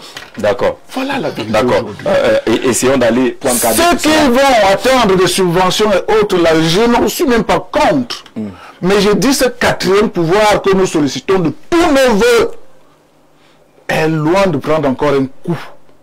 Je vous ai dit, c'est celui qui finance, qui aide, qui influence également. Ah, c'est Made in Cameroun. Ça, c'est Made in Cameroun. La vision vous ne pouvez pas l'enlever, c'est dans les faits. C'est la vision camerounaise. C'est dans les faits. Émile Messi, notre devoir, c'est d'informer. C'est dans les faits. C'est cette information-là que moi aussi, ça marche ailleurs. Et si longtemps que la presse sera subventionnée, aussi longtemps que la presse recevra des aides occultes ou officielles. Occultes, on comprend. Si c'est occulte, on peut nous sommes très loin de ça. On ne parle pas des aides occultes. Tout ça, c'est des aides. On parle de ce qui est officiel, ce qui est institué et ce qui est institutionnel. Qu'on sache que l'État du Cameroun a prévu pour la presse, sans savoir si on est de gauche ou de droite, tel montant ou tel montant. Je ne vais pas prendre des cas pour ne pas vous... si nous prenons la France, vous prenez un journal comme l'Humanité qui est un journal produit de gauche, dont qu'on peut dire que ce sont des chrétiens, si vous voulez. Mais vous savez combien l'État de la France met de l'argent dedans? Parfois c'est 10 milliards de francs une année. 10 milliards. Parce qu'ils ont un lectorat. Ils ont des gens qui forment, ils ont des gens qui éduquent, ils ont des gens ils ont ce compte une ligne éditoriale. Quelle est la presse qui n'a pas de ligne éditoriale? C'est une ligne éditoriale que les autres. C'est pour ça que j'ai dit que chaque presse est libre de choisir sa ligne éditoriale. Le débat ne se pose pas. Le débat ne se pose pas. Il y aura les bienfaiteurs, il y aura... On ne parle pas des bienfaiteurs. On n'est pas dans la mise des individus. On ne parle pas des les gens qui prennent leurs moyens pour donner. On ne parle pas des gens qui prennent leurs moyens. On n'a pas parlé, on parle de l'État. L'État, ce n'est pas de l'État, il y a d'autres bienfaiteurs qui peuvent. On ne parle pas des bienfaiteurs. Il a pris par exemple ce journal, c'est pas l'État. Il a parlé de l'Église. Il a parlé de l'Église. Qui subventionne à des coups de milliards cet organe de presse qui est situé dans une ligne éditoriale. Et dit que le journal appartient à une église, aux gens qui peuvent être considérés. Mais c'est l'État qui met les milliards en question. C'est l'État les bienfaiteurs. Chers bienfaiteurs, gardez votre argent. Mais laissez l'État s'occuper de la presse. Parce que c'est les bienfaiteurs là qui sont les rédacteurs en chef de plusieurs journaux ici, qui choisissent et ainsi de suite. On ne veut pas des bienfaiteurs. On veut que l'État joue pleinement son rôle et dans de bonnes conditions. Parlant de cet État qui est en train de vouloir racheter les parts de Actis et Neo, la société qui distribue l'énergie électrique au Cameroun. On parle de pratiquement 78 milliards de francs CFA. On va schématiser tout cela. L'État était propriétaire de son affaire qu'on appelait Sonel. L'État a décidé d'offrir, de privatiser. C'est ça. AES est arrivé et Neo est arrivé. Maintenant, l'État va encore partir reprendre ce qui lui appartenait hier. Est-ce que cet engagement à racheter ses parts est la solution attendue pour le bon fonctionnement du secteur énergétique? Je commence par Anissé. Oui, je pense que tout comme la presse dont nous évoquions tout à l'heure, je parlais des monopoles stratégiques. Et l'un des monopoles stratégiques, c'est bien évidemment l'énergie. Et dans un pays qui se veut sérieux, il n'est pas bon de laisser son domaine énergétique aux mains des expatriés ou alors des multinationales qui arrivent et qui peuvent acheter un certain nombre de parts. Il est bon que pour un pays qui veut s'industrialiser comme le Cameroun, qu'il maîtrise son énergie, qu'il ait une autonomie sur son énergie. Vous avez fait l'historique tout à l'heure, nous sommes partis de la Sonel pour AES et Neo ensuite. Et vous savez qu'à un certain moment, il s'est dit que le président de la République n'était pas très à l'aise avec le fait que cette société-là ait été achetée par les étrangers. C'est la raison pour laquelle tout a été mis en place pour qu'elle revienne aux mains des nationaux. Maintenant, il faut quand même dire qu'il y a eu un certain nombre de discussions parce que, voyez-vous, Neo ne se porte pas bien financièrement parce que au courant 2022, je pense que c'est l'agence Ecofin qui titrait que cette entreprise-là avait des tensions de trésorerie de 143 milliards de francs et une dette cumulée à 700 milliards. Et je pense que cela, la dette-là, était une partie par rapport à ses fournisseurs qui, normalement, engagent une certaine partie de leur responsabilité à l'État. C'est-à-dire, quand je parle de ces entreprises-là, c'est généralement les entreprises publiques qui, à un certain moment, lorsqu'elles peuvent être butées, se réfèrent au trésor public, ça veut dire que le trésor public peut être amené à payer les salaires, etc. Donc, lorsque ces entreprises-là ont des problèmes, c'est-à-dire des arriérés de paiement par rapport à Eneo, c'est l'État qui en souffre, c'est des prévisions financières, c'est des prévisions budgétaires qui ont été faites au début de l'année qui peuvent prendre un coup. Donc, il était normal que l'État reprenne le monopole de Neo. Et maintenant, l'État reprend le monopole de Neo, ça veut dire qu'il y aura véritablement des choses qui vont changer, notamment l'État est déjà propriétaire à 95% parce que les actions des artistes étaient à 51% oui. Et elles ont été achetées entièrement par l'État du Cameroun. Donc l'État devient propriétaire à pratiquement, actionnaire pratiquement à 95%. Maintenant, ce que... C'est vrai? Oui. 95%? 95%. Ça veut dire que les 5 autres pourcents seront les parts des employés. Voilà. Donc, à ce niveau-là, je pense que, comme je l'ai dit tout à l'heure, Eneo qui ne se porte pas bien, et lorsque l'État reprend la chose en main, il est normal que l'État restructure cette société-là. C'est vrai que le rôle premier de l'État n'est pas de faire des bénéfices. Le rôle premier, je pense que les bénéfices, c'est aux entreprises privées. Le rôle privé, c'est de faire en sorte que si sa population, le rôle de l'État, c'est de faire en sorte que si sa population a un besoin, qu'il puisse prendre des choses en main pour permettre à ce que ce besoin-là soit épuré. Et maintenant, moi je vois là une restructuration qui va peut-être amener à une subvention de l'électricité au Cameroun, parce que, voyez-vous, lorsque les parts de artistes devaient être achetées, il y avait une discussion au niveau de l'establishment. Il y avait certains qui pensaient que ces parts-là devaient être achetées à pratiquement 45 milliards, et d'autres qui pensaient que les parts devaient être achetées à 80 milliards. Et ceux qui soutenaient que les parts devaient être achetées à un taux minime se disaient que, en fait, Eneo a présenté certains griefs qui permettaient à ce que les ménages qui étaient dus au fait que les ménages ont beaucoup payé, c'est-à-dire la surfacturation, également au niveau même de la qualité de l'énergie qui était proposée au Camerounais n'était pas très bonne. Donc, il était donc question que ces parts-là soient achetées à moindre coût et que la société soit structurée de telle manière que l'énergie qui est proposée au Camerounais soit de bonne qualité, et que, c'est-à-dire, comment on appelle ça, le rationnement ne soit plus d'actualité. Parce qu'aujourd'hui, moi, je suis parti de chez moi, je n'ai pas eu le temps de repasser mon costume. Je devais porter un costume autre que celui-ci. Je n'ai pas eu le temps de le repasser parce que, en fait, il y avait, voilà, parce que, en fait, il y avait un délestage depuis le matin. Et je pense donc que, avec donc le rachat de cette société-là, il faut que l'État restructure pour que les Camerounais arrivent à ne plus dépenser beaucoup en termes d'énergie, parce qu'il y a un paradoxe. Aujourd'hui, le Cameroun a c'est-à-dire une offre énergétique très au-dessus de la moyenne par rapport aux autres pays de la sous-région. Mais vous allez vous rendre compte qu'au niveau du plan tarifaire, le Cameroun est l'un des pays qui a le plus grand plan tarifaire, ou alors le plan tarifaire le plus élevé. Donc, il est question qu'on arrive à une situation où, en fonction du niveau de l'offre énergétique, en fonction du plan tarifaire, que le Camerounais moyen puisse se sentir à l'aise. Je pense que si l'État va sur cette base-là, on pourra avancer. C'est notre espoir qu'avec le retour de l'État, au moins que l'accès à l'énergie en termes de coûts soit démocratique. Jean-Jacques Zé, nommé M. Moukoulou, c'est pas moi qui nomme, Moukoulou, à la tête de Neo, et vous verrez la même chose, comme ça se passe du côté de la CNPS, signé Manga des Sauces.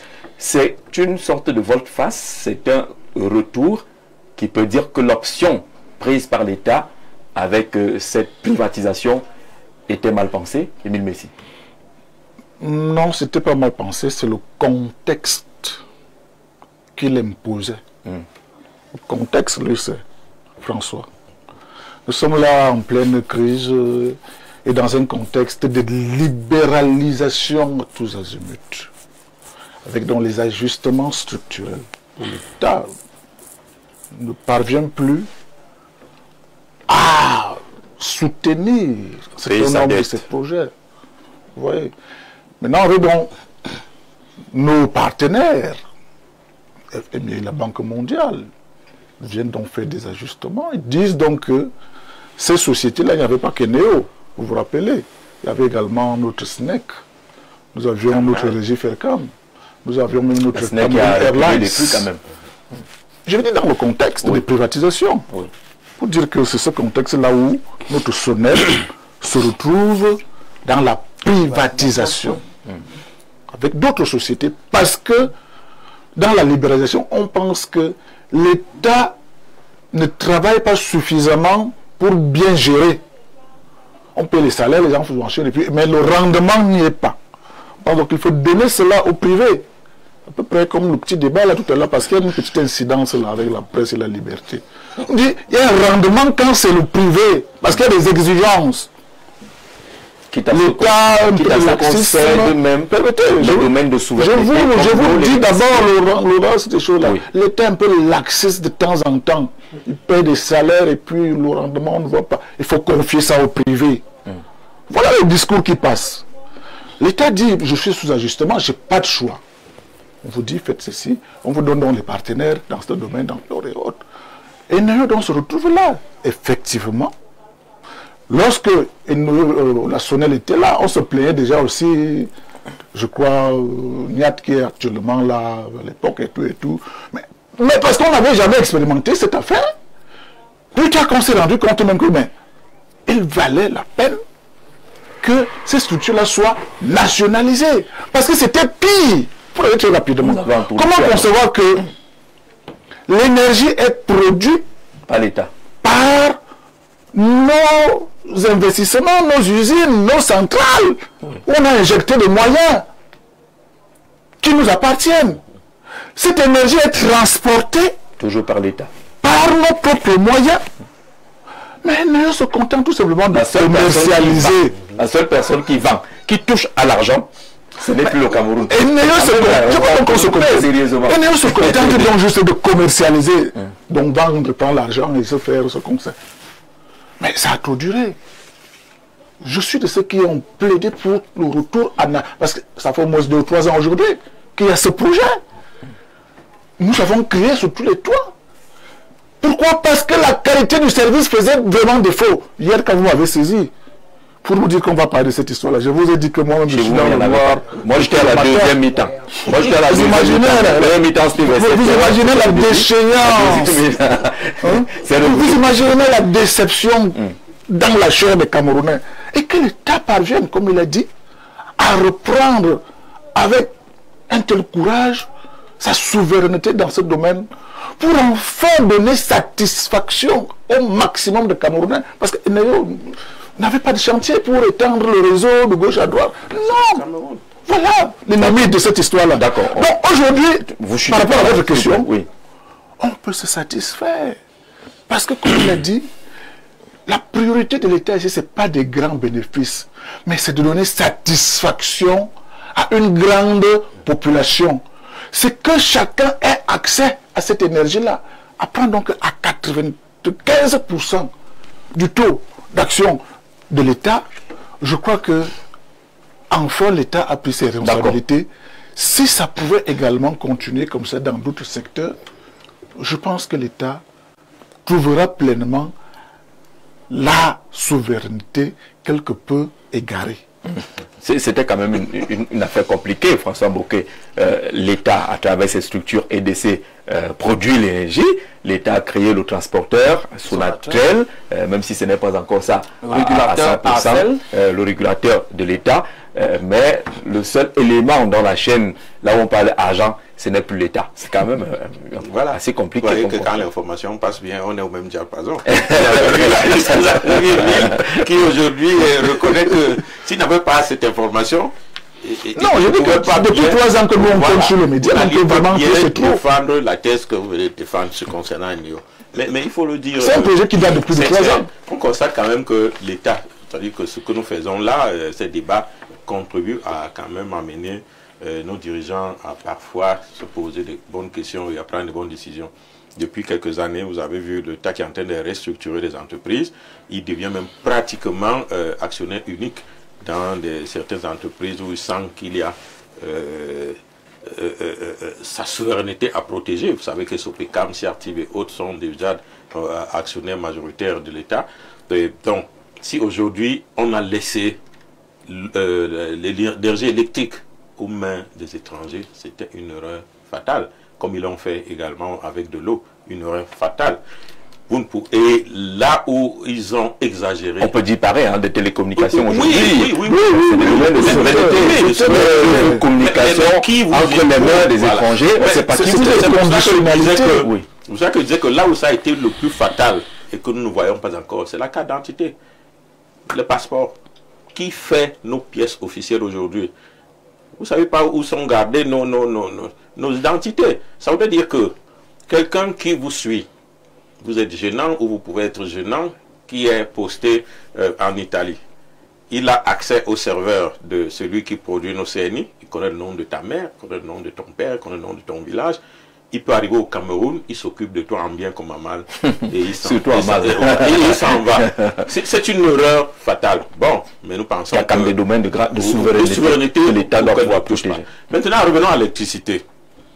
À l'époque, nous étions encore petits, on entendait celui CAM, les machins et autres. C'était à l'époque de Sonel, non? Depuis que nous avons pris l'électricité, on a remis aux étrangers. Dites-moi l'industrie qui a été créée. Créée comment? Parce que l'énergie, c'est pour favoriser le développement économique au travers de la création des industries, qu'elles soient grandes ou petites. Quelles sont celles qui ont été... On vous dit donc que les bailleurs, vous ont fait savoir que l'État a fait faillite. Beaucoup de sociétés ont même dû fermer. Et sous Eneo, c'est le discours qui est passé. Je veux dire que la semaine, l'avant-dernière semaine, le journal qui devait paraître mardi chez nous n'a paru que jeudi. Donc il y a eu un seul jour pour qu'il soit en kiosque, vendredi. Et aujourd'hui, on a passé toute la journée d'hier et jusqu'à ce que j'arrive ici, il n'y a pas l'énergie au bureau. C'est triste.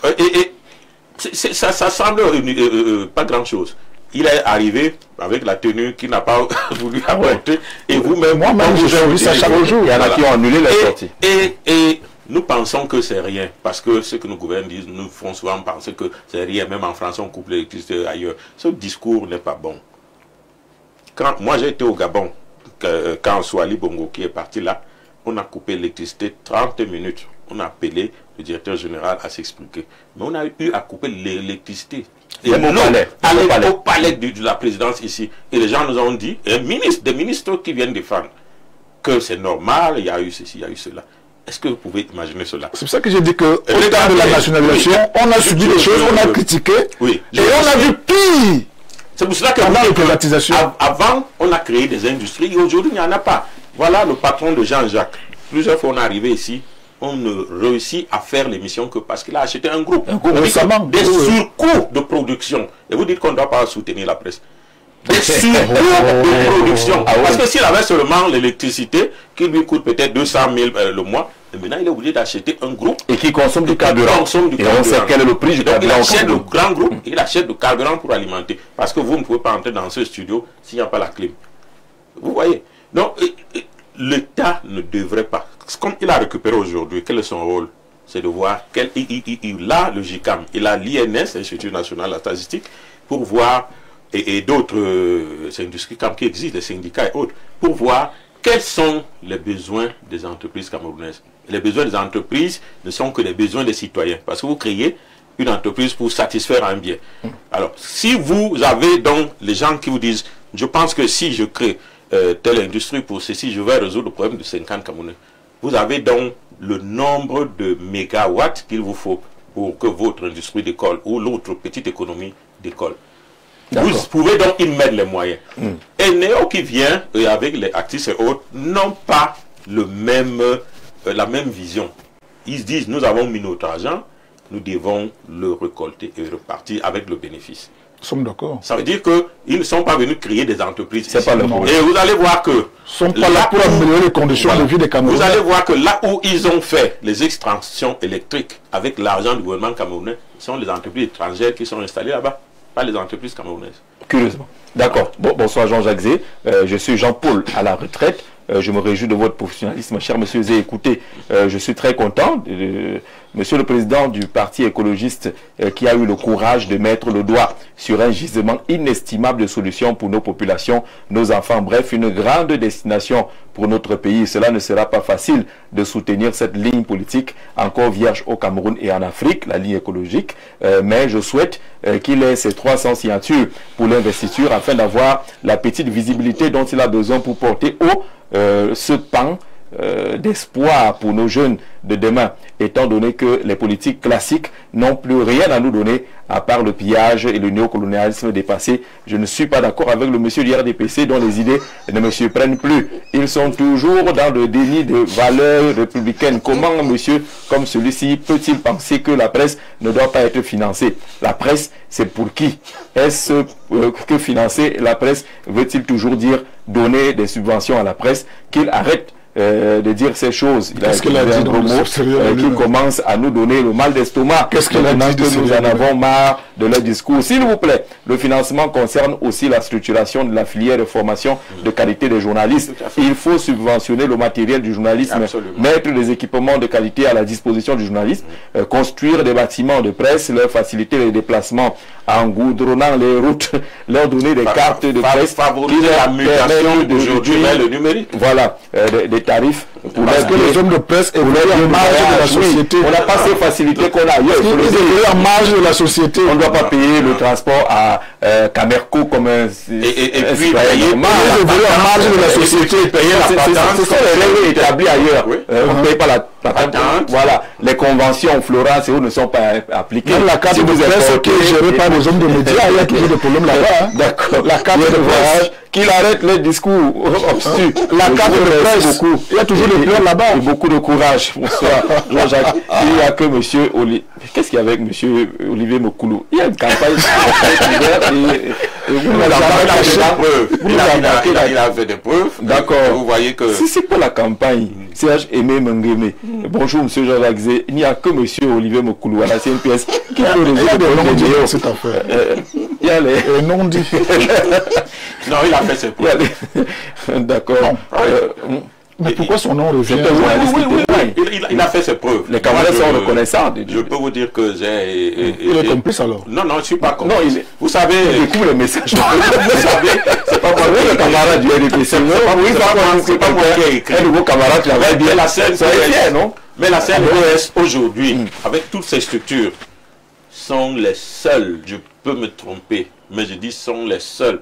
Il a réussi à mettre ce que vous appelez le numérique partout. De toute façon, Jean-Jacques, vous avez appelé François, on en parlera de long en large. Non, parce que quand les gens le citent, c'est pas de la flagornerie. Vous avez dit la vérité bientôt. C'est pas de la flagornerie. Et je vous dis même que lorsqu'il avait fait ses 8 ans, il avait écrit qu'il partait.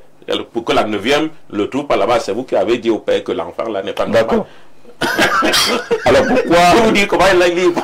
Pourquoi le monsieur du RDPC, il a dit les vendus, moi je sais pas si on voit les gens là-bas, sont toujours en train de couper les autres panélistes lorsqu'ils parlent? Sont-ils des avocats du diable Zambrota depuis Yaoundé? Ne coupez plus, ne coupez plus les autres lorsqu'ils parlent. Alors, Jean-Jacques, je reviens sur la problématique que j'ai posée. Je suis les analyses des panélistes qui semblent convaincantes. Oui, l'État va reprendre les choses en main et vivement que ça se passe vite. Allons-nous continuer à rester sans lumière parce que le système de paiement est indisponible? Lui, là, son problème. Il veut payer, ils sont prépayés. Mais le système n'est pas disponible. Dites au monsieur de l'écologie qu'on fait comment? On attend encore Jean-Yves, encore depuis Nkwaban, au 10e arrêt. Est-ce qu'on attend encore? Moi, j'ai suivi vos sorties médiatiques. Je suis allé à Télé Sud, Global Africa. J'ai votre première prise de parole. Si vous êtes élu, on ne vous a même pas demandé, poser des questions sur l'énergie. C'est que vous commencez par nationaliser Eneo. C'est ce qui se passe aujourd'hui. Tout à fait, Jean-Jacques. J'avais dit que si je suis élu président de la République, la première décision que je prendrais, c'était de nationaliser Eneo. Parce que c'était quoi la motivation? Parce qu'on ne privatise pas l'énergie dans un pays. L'énergie, c'est la base du développement d'un pays. Si vous privatisez l'énergie dans un pays, vous privatisez la santé, vous privatisez l'éducation, vous privatisez la culture, vous privatisez l'industrie, vous privatisez tout dans un pays. C'est-à-dire le pays n'appartient plus aux Camerounais. On ne peut pas privatiser l'énergie, c'était une erreur. C'est pour ça que j'ai dit que si j'étais élu, la première décision que je prendrais, c'était de nationaliser Eneo. Et ça arrive, mais un peu trop tard. Pourquoi? C'est une bonne chose, mais ce que je regarde dans ce processus, c'est qu'on ne garantit pas que les emplois des Camerounais à Eneo vont rester les mêmes. Je n'ai pas vu ça dans cet acte de nationalisation. Il faut que l'État garantisse qu'aucun emploi, aucun Camerounais travaillant à Eneo sera mis à la porte. C'est ça la garantie. Pour nous prouver qu'ils ont négocié un bel achat. Parce qu'ils se sont fait entourlouper dans le rachat des actions de Actis, en virant les Camerounais plus tard, ce qu'on appelle une restructuration. Ce ne sera pas acceptable. J'espère qu'ils ont pris soin. Parce qu'il y a un vent de restructuration qui est annoncé. Tout à fait. J'espère que les enfants, parce qu'il y a des familles qui souffrent, ils ne sont pas responsables de la mauvaise décision de privatisation qui a été prise. Et je veux que l'État garantisse que aucun emploi, aucun Camerounais ne perdra son emploi à Eneo après le rachat des actions d'Actis. Il faut que l'État le dise.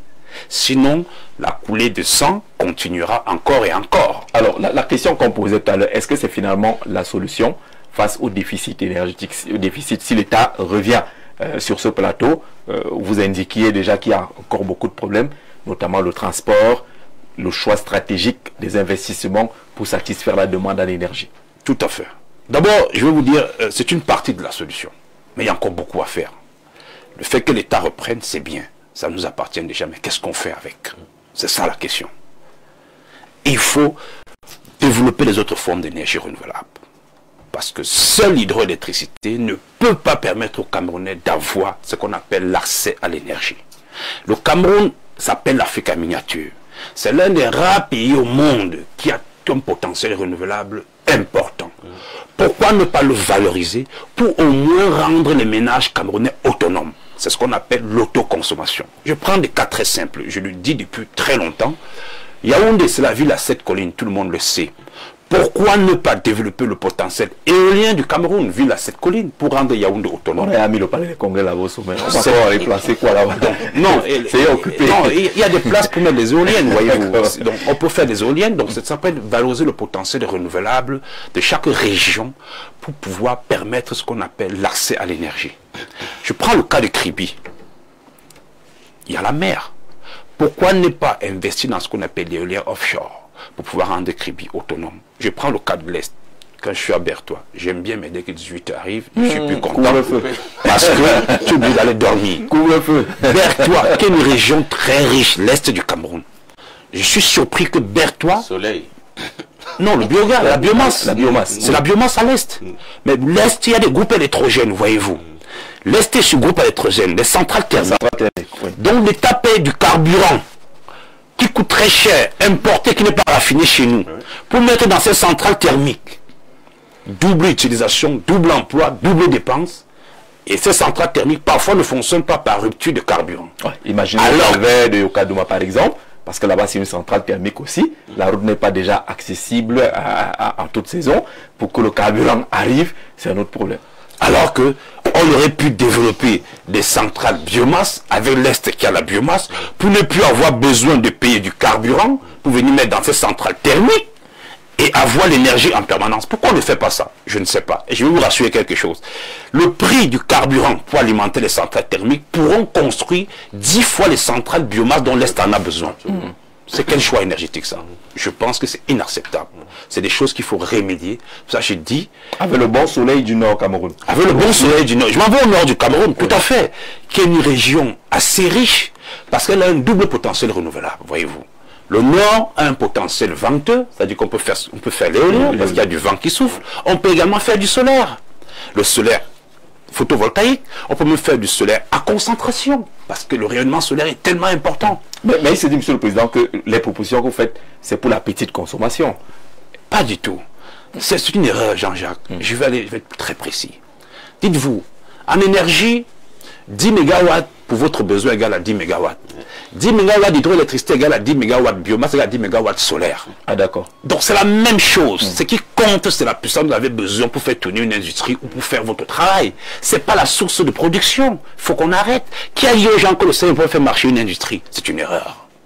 Je pense qu'il faut que les Camerounais comprennent que c'est la quantité d'énergie dont tu as besoin pour faire un travail qui compte. Et il faudrait qu'on te la donne pour que tu puisses travailler, quelle que soit la source de production. Là, le débat est clos. La solution n'est pas forcément la reprise par l'État. Il faut aller vers le mix énergétique. Tout à fait, il faut aller vers le mix énergétique. Qui est la solution garantie. Donc vous allez réagir, vous en faites pas. Anissé d'abord. Oui, moi je pense que l'un des problèmes que nous avons dans le domaine énergétique au Cameroun, c'est que les infrastructures énergétiques existantes ne sont pas utilisées de manière efficiente et optimale. vous allez vous rendre compte, prenons juste le cas du barrage de Naxigal qui vient d'être construit. Vous êtes journaliste, vous savez que au mois d'avril dernier, NHPC a fait un communiqué pour dire que elle a fini en tant que société de construire le barrage et que l'une des clauses contractuelles était que l'État du Cameroun, qu'il utilise cette énergie-là ou pas, devait débourser 10 milliards. Oui. Mais aujourd'hui, cette énergie-là n'est pas encore utilisée, bref, de manière optimale. L'État doit déjà payer. Et les lignes de transport, notamment celles qui devraient être construites de Naxigal vers Bafoussam, n'avaient même pas encore été construites. Moi, je me demande comment on a fait pour construire une centrale, un barrage, alors que les lignes qui devaient transporter cette énergie-là n'étaient pas encore construites au préalable. C'est pas le cas. Au-delà de cela, vous connaissez le problème de Montpellier aujourd'hui, où on se dit que en fait cette infrastructure-là est comme une sorte d'éléphant blanc, parce qu'on a mis beaucoup d'argent, mais elle ne sert pas véritablement à desservir la région de l'Est, du moins, du Sud. Exactement. Voilà. Et au-delà, c'est vrai que l'État met beaucoup de moyens pour le domaine énergétique et que beaucoup de chantiers sont en cours. Moi, je suivais la dernière fois, lors des assemblées générales de printemps de la Banque mondiale et du FMI, le Cameroun a présenté son compact énergétique, qui est un programme inclus dans le programme financé par la Banque mondiale et la Banque africaine de développement, qui vise à connecter 30 millions de personnes, 30 millions d'Africains à l'horizon 2030. Et le Cameroun a donc présenté son compact énergétique qui vise à connecter 8 millions de personnes à l'horizon 2030. Au-delà de cela, il y a le ministre de l'eau et de l'énergie qui présentait à Douala la dernière fois qu'il y aura 2 centrales à gaz qui seront installées de ce côté-là, une à Bikoko de 350 MW et une en plein cœur de Douala de 150 MW. Et le barrage de Kikot sera lancé d'ici 2026. Mais il faut...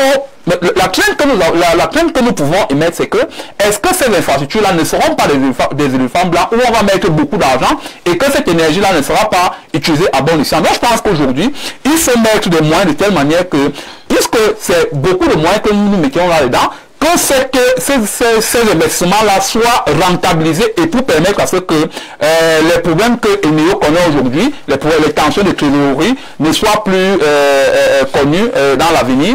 Parce que, en fait, prenons par exemple le cas du barrage de Naxigal. Vous savez que cette énergie-là devait être commercialisée même à l'extérieur. Mais si on avait mis des moyens, c'est-à-dire les lignes de transport étaient déjà construites, cette consommation-là devait déjà être vendue et ça devait nous rapporter de l'argent pour payer peut-être... voilà. Donc, il faut mettre les moyens. Beaucoup de moyens.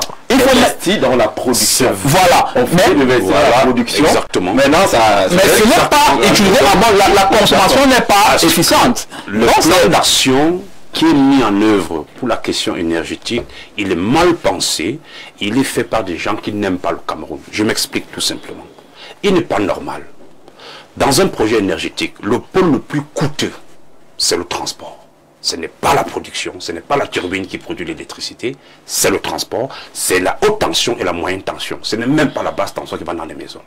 Et il est dommage qu'aucun investisseur privé ne vienne au Cameroun investir sur le transport. Pourquoi toujours multiplier les barrages alors que l'énergie qu'on produit n'arrive pas chez les Camerounais? Question.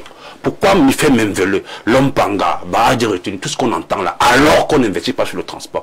Pourquoi les entreprises françaises... On a créé Sonatrel, non? On a créé Sonatrel, c'est bien gentil. Mais ce qui est important, pourquoi les entreprises privées, françaises, Actis, AES Sonel américaine, ne viennent pas investir sur le transport? Pourquoi viennent toujours-ils contrôler là où l'argent dit Eneo et ils investissent sur les gros barrages? Il faut comprendre quelque chose.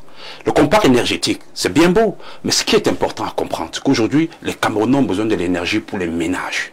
Et l'énergie pour les ménages n'ont rien à voir avec les gros projets de barrage qui arrangent ce qu'on appelle la bancarisation des grandes banques comme la Banque mondiale qui veulent des projets à hauteur d'un certain nombre de milliards pour pouvoir les financer parce qu'ils sont rentables.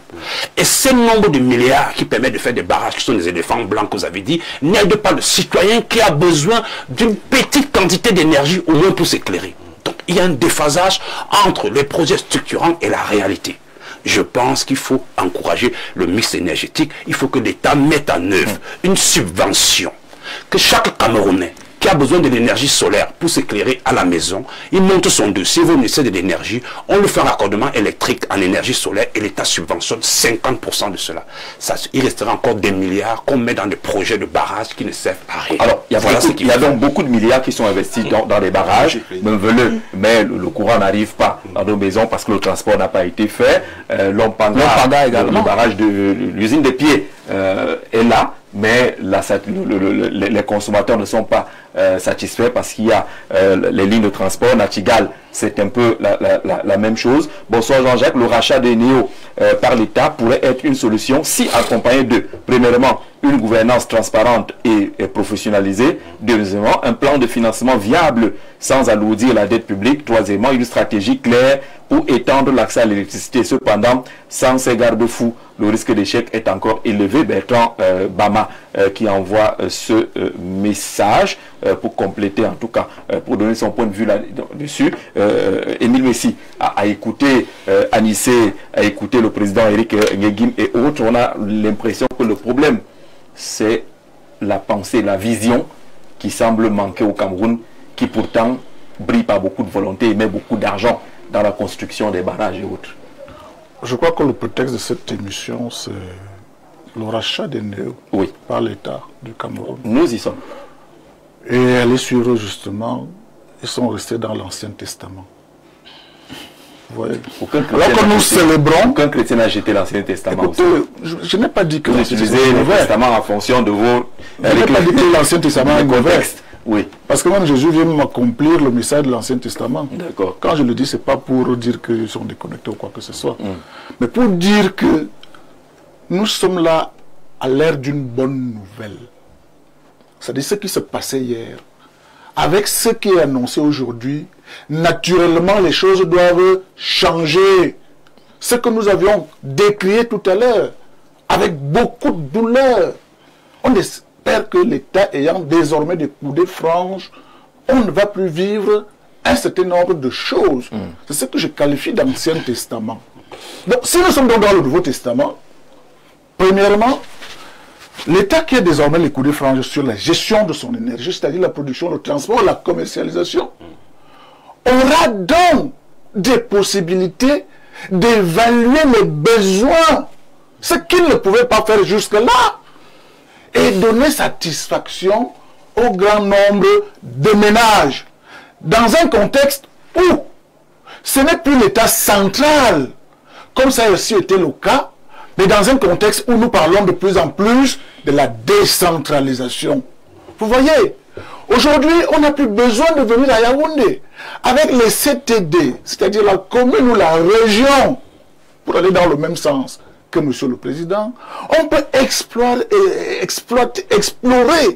les potentialités en termes de ressources énergétiques et les mettre en valeur pour que ces projets soient plus proches des consommateurs, par exemple. Mais là n'est pas le plus dur. Ce qu'ils n'ont pas évoqué et que je m'attendais qu'ils évoquent, c'est donc cette vision prospectiviste de l'énergie. Quand ils appellent, c'est-à-dire les bailleurs de fonds ont choisi des secteurs où ils devaient investir à coups de milliards. Cela est vrai. Mais cela perpétue la dette. Pourquoi? Parce que l'énergie qui est produite dans ces barrages-là, qu'est-ce qu'on récupère? Qu'est-ce qu'on rentabilise? Absolument rien. Pourquoi? Parce qu'on le produit... Que ceux qui ont intervenu dans une division. Laissez-moi parler. La vision est allée jusqu'au mix énergétique. Là, je vais entrer au fond des choses. Vous avez dit qu'ils n'ont rien proposé en termes de vision. Je vais aller au fond des choses, M. Jean-Jacques Zé. Pourquoi? Parce que cette énergie que nous voulons jusqu'au fin fond de nos villages, ça nous sert encore à utiliser des choses, des appareils importés. Voilà donc le circuit de l'endettement qui va aller. Est-ce que nous produisons ne serait-ce que ces ampoules qui nous donnent la lumière? Est-ce que nous sommes déjà à mesure sur l'électronique, l'électrotechnique, ces appareils que nous voulons bien avoir à la maison? Est-ce que nous les produisons au Cameroun? On va les produire avec quoi? Je vais maintenant dans on va les produire les vraies problématiques. Mais vous voulez que si on entre dans cette je suis sérieux, on va aller jusqu'à la formation, c'est pour ça qu'on peut jusqu'à la réforme du système éducatif. Restons d'abord sur le premier de la réforme. Oui, c'est ce n'est pas une vision stratégique et prospectiviste.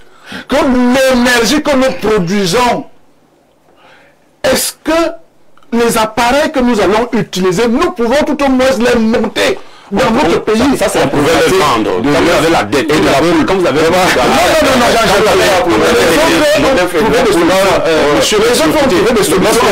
Lorsque nous avons l'énergie produite par le barrage de Nachtigal, nous avons que 60% de l'énergie de Nachtigal est vendue par les lignes électriques construites par le Tchad.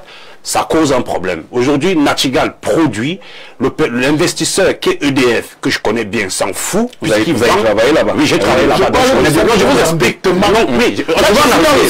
Parce que là, vous n'avez pas vu. Parce que, non, vous l'avez vu. La dette, non. La dette, non. C'est l'énergie-là. On a nationalisé et nous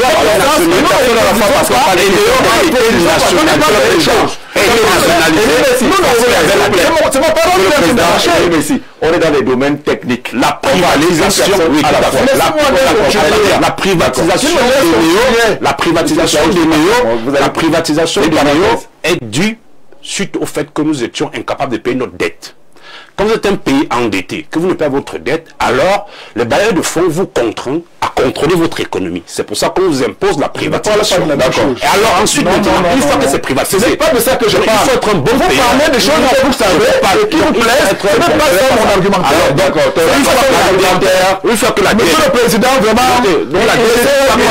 Une fois que c'est vous qui avez la dette, voilà. La dette est due à une nouvelle gestion du pays qui a créé certaines dettes. Je parle de la dette, vrai défi. Alors il faut privatiser vos recettes pour que les gens puissent contrôler vos recettes. Je parle des vrais défis qui sont liés à l'énergie que nous souhaitons de tous nos voeux. Nous sommes encore dans le souhait. Est-ce que nous l'avons? Avec la privatisation, avec la nationalisation, c'est la solution. C'est un début de solution. D'accord, un début de solution. Un début de solution où l'État ne fera plus forcément de bénéfices, mais cherchera à donner de l'électricité aux ménages qui pourront trouver dans la satisfaction ou alors voir leurs conditions de vie améliorées. Mais ce n'est pas tout. Mais votre question c'est quoi? Qu'est-ce qu'on en fait? C'est ça? Cette énergie dont-là, elle nous fait profiter de quoi? Quand on interroge dans l'utilisation de l'énergie, elle nous maintient dans l'endettement. Pourquoi? Parce que le matériel utilisé pour cette énergie-là, l'ampoule par exemple, le matériel électrotechnique, le fer de bassin, tout ce que j'ai dit là, c'est des choses que le Cameroun ne produit pas. On fera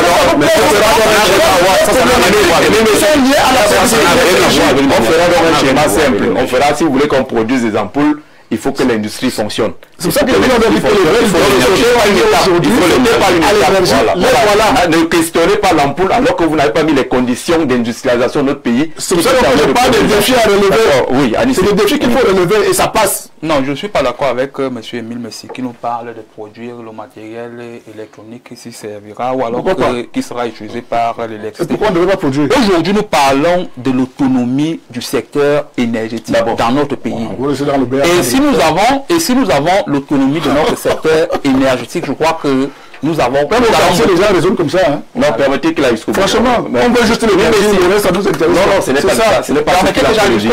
Ce n'est pas ce qu'il a envie de dire. Voilà. Il faut d'abord donner dans cette énergie-là. Voilà, on l'a vu. Oui, voilà. Tout le monde le dit. À partir du niveau de, on veut juste l'énergie. Oui, c'est ce que je dis. Tout le monde le dit. Oh là là, monsieur. Allez-y, Bernard. À partir du moment où nous avons l'autonomie de notre secteur énergétique, nous pouvons développer notre industrie. Je crois que monsieur Mokel le parlait tout à l'heure.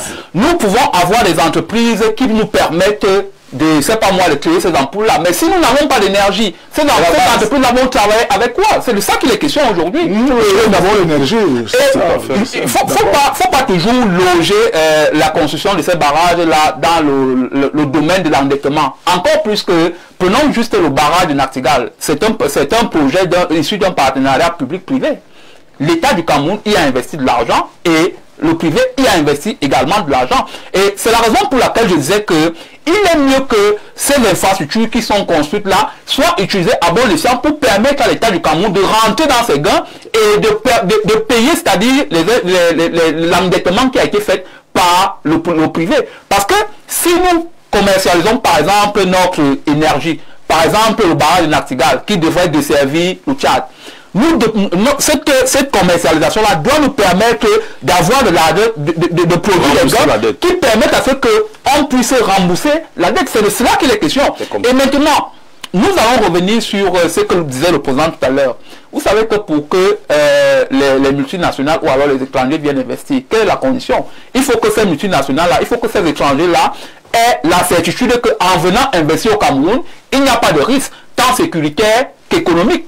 Donc, ces multinationales-là servent sur ces données-là pour venir investir.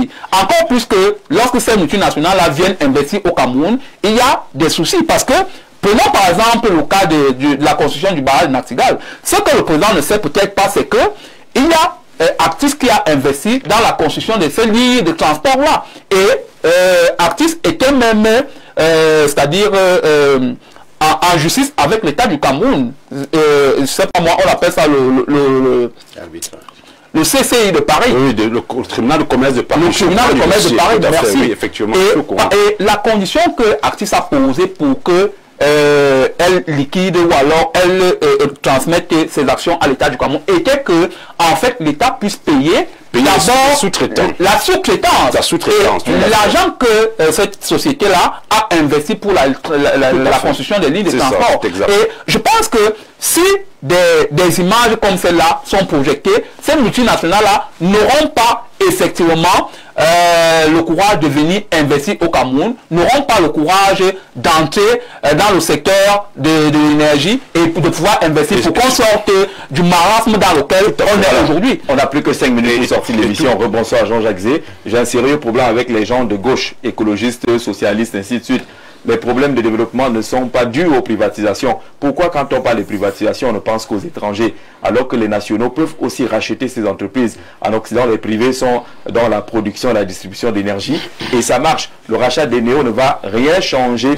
Ils vont toujours voler. La solution, c'est de libéraliser la production, la distribution et même le transport. L'éolien a montré ses limites en Occident et coûte bien plus cher encore. Serge Aimé Mengueme, la libération totale va tirer les prix vers le bas. Je prends exemple les tarifs de communication qui ont chuté du fait de la libéralisation. Ah bon? C'est pas très vrai. Les tarifs de communication, la libre concurrence. Réagissez parce que ça reste directement là. Tout à fait. C'est des conditionnalités de négociation. Alors répondez rapidement. On a plus beaucoup de temps.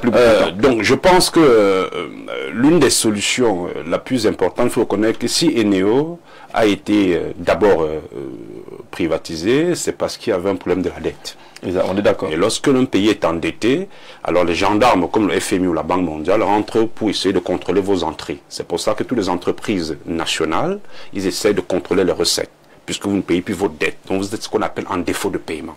Ça veut dire qu'ici, si on veut garder Eneo qu'on a récupéré les semaines dernières, il faudrait que l'État puisse être en mesure de rembourser sa dette. Parce que dites-vous, on a repris Eneo, mais on doit encore à la Banque mondiale et au FMI, etc. Donc le ministre des Finances est directement interpellé dans ce processus pour qu'on ne soit pas en défaut de paiement.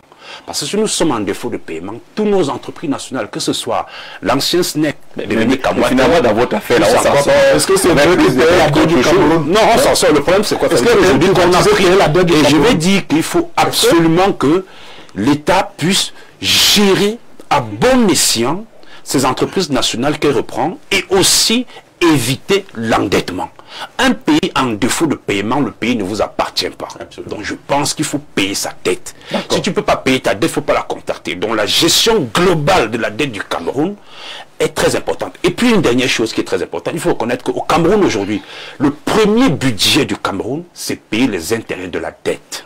Ça veut dire que le Cameroun, chaque mois, quand il dégage les milliards qui entrent du port et de partout en termes de recettes, la plus grande partie, c'est payer les intérêts de la dette. Le deuxième budget, celui de l'éducation nationale, donc l'éducation de base. Encore que la dette intérieure souffre toujours. Encore la dette intérieure souffre encore. Donc je pense que la meilleure gestion de notre dette pourrait nous permettre de garder nos outils de souveraineté. C'est ce que je veux dire. On va sortir de l'émission, plus qu'une minute. Merci d'être venu. Bonsoir le plateau, monsieur Messi et son parti n'ont plus de solution pour ce pays. Ce sont eux qui ont mis le pays dans cette situation. Qu'ils laissent les autres réparer. Et il va voir J. Kenyam. Il vous bombarde à la fin de l'émission. Il vous bombarde à la fin. Est-ce qu'on laisse comme ça? Il vous bombarde à la fin de l'émission. Donc vous le laissez parce qu'on laisse vous accrocher. La console. On laisse seulement quand il laisse. Merci, Waï. Donc, on laisse avec toutes ces informations, Émile Messi, aider la presse à avoir beaucoup de moyens. C'est là ceux qui nous ont regardé. On compris qu'on ne fait pas les débats. On ne fait pas les débats. Le Cameroun a un niveau de développement de la presse qui dépasse beaucoup de l'Afrique subsaharienne. J'allais dire comme au Cameroun, ça c'est dans nos têtes. C'est pas dans nos têtes, les faits sont là. Oui, on est de bons professionnels. Le baromètre de la démocratie, c'est la presse. Cela n'est pas discutable. Pour évaluer beaucoup de titres. L'indicateur réel de la démocratie, il faut interroger sa presse. Aujourd'hui, la démocratie camerounaise est... Non, sortez le mot. Sur le dynamisme de sa presse. Le dynamisme. Ça a été compliqué. Merci beaucoup. La chute est quand même là. La chute est là. C'est grâce au dynamisme de la presse qu'on peut évaluer la démocratie aujourd'hui. Merci d'être venu. Merci à vous d'avoir regardé le journal en anglais. C'est tout à l'heure à 19h et puis à langue française à 20h. Restez fidèles au programme de la chaîne de proximité et de vivre ensemble. Bonne soirée à tous.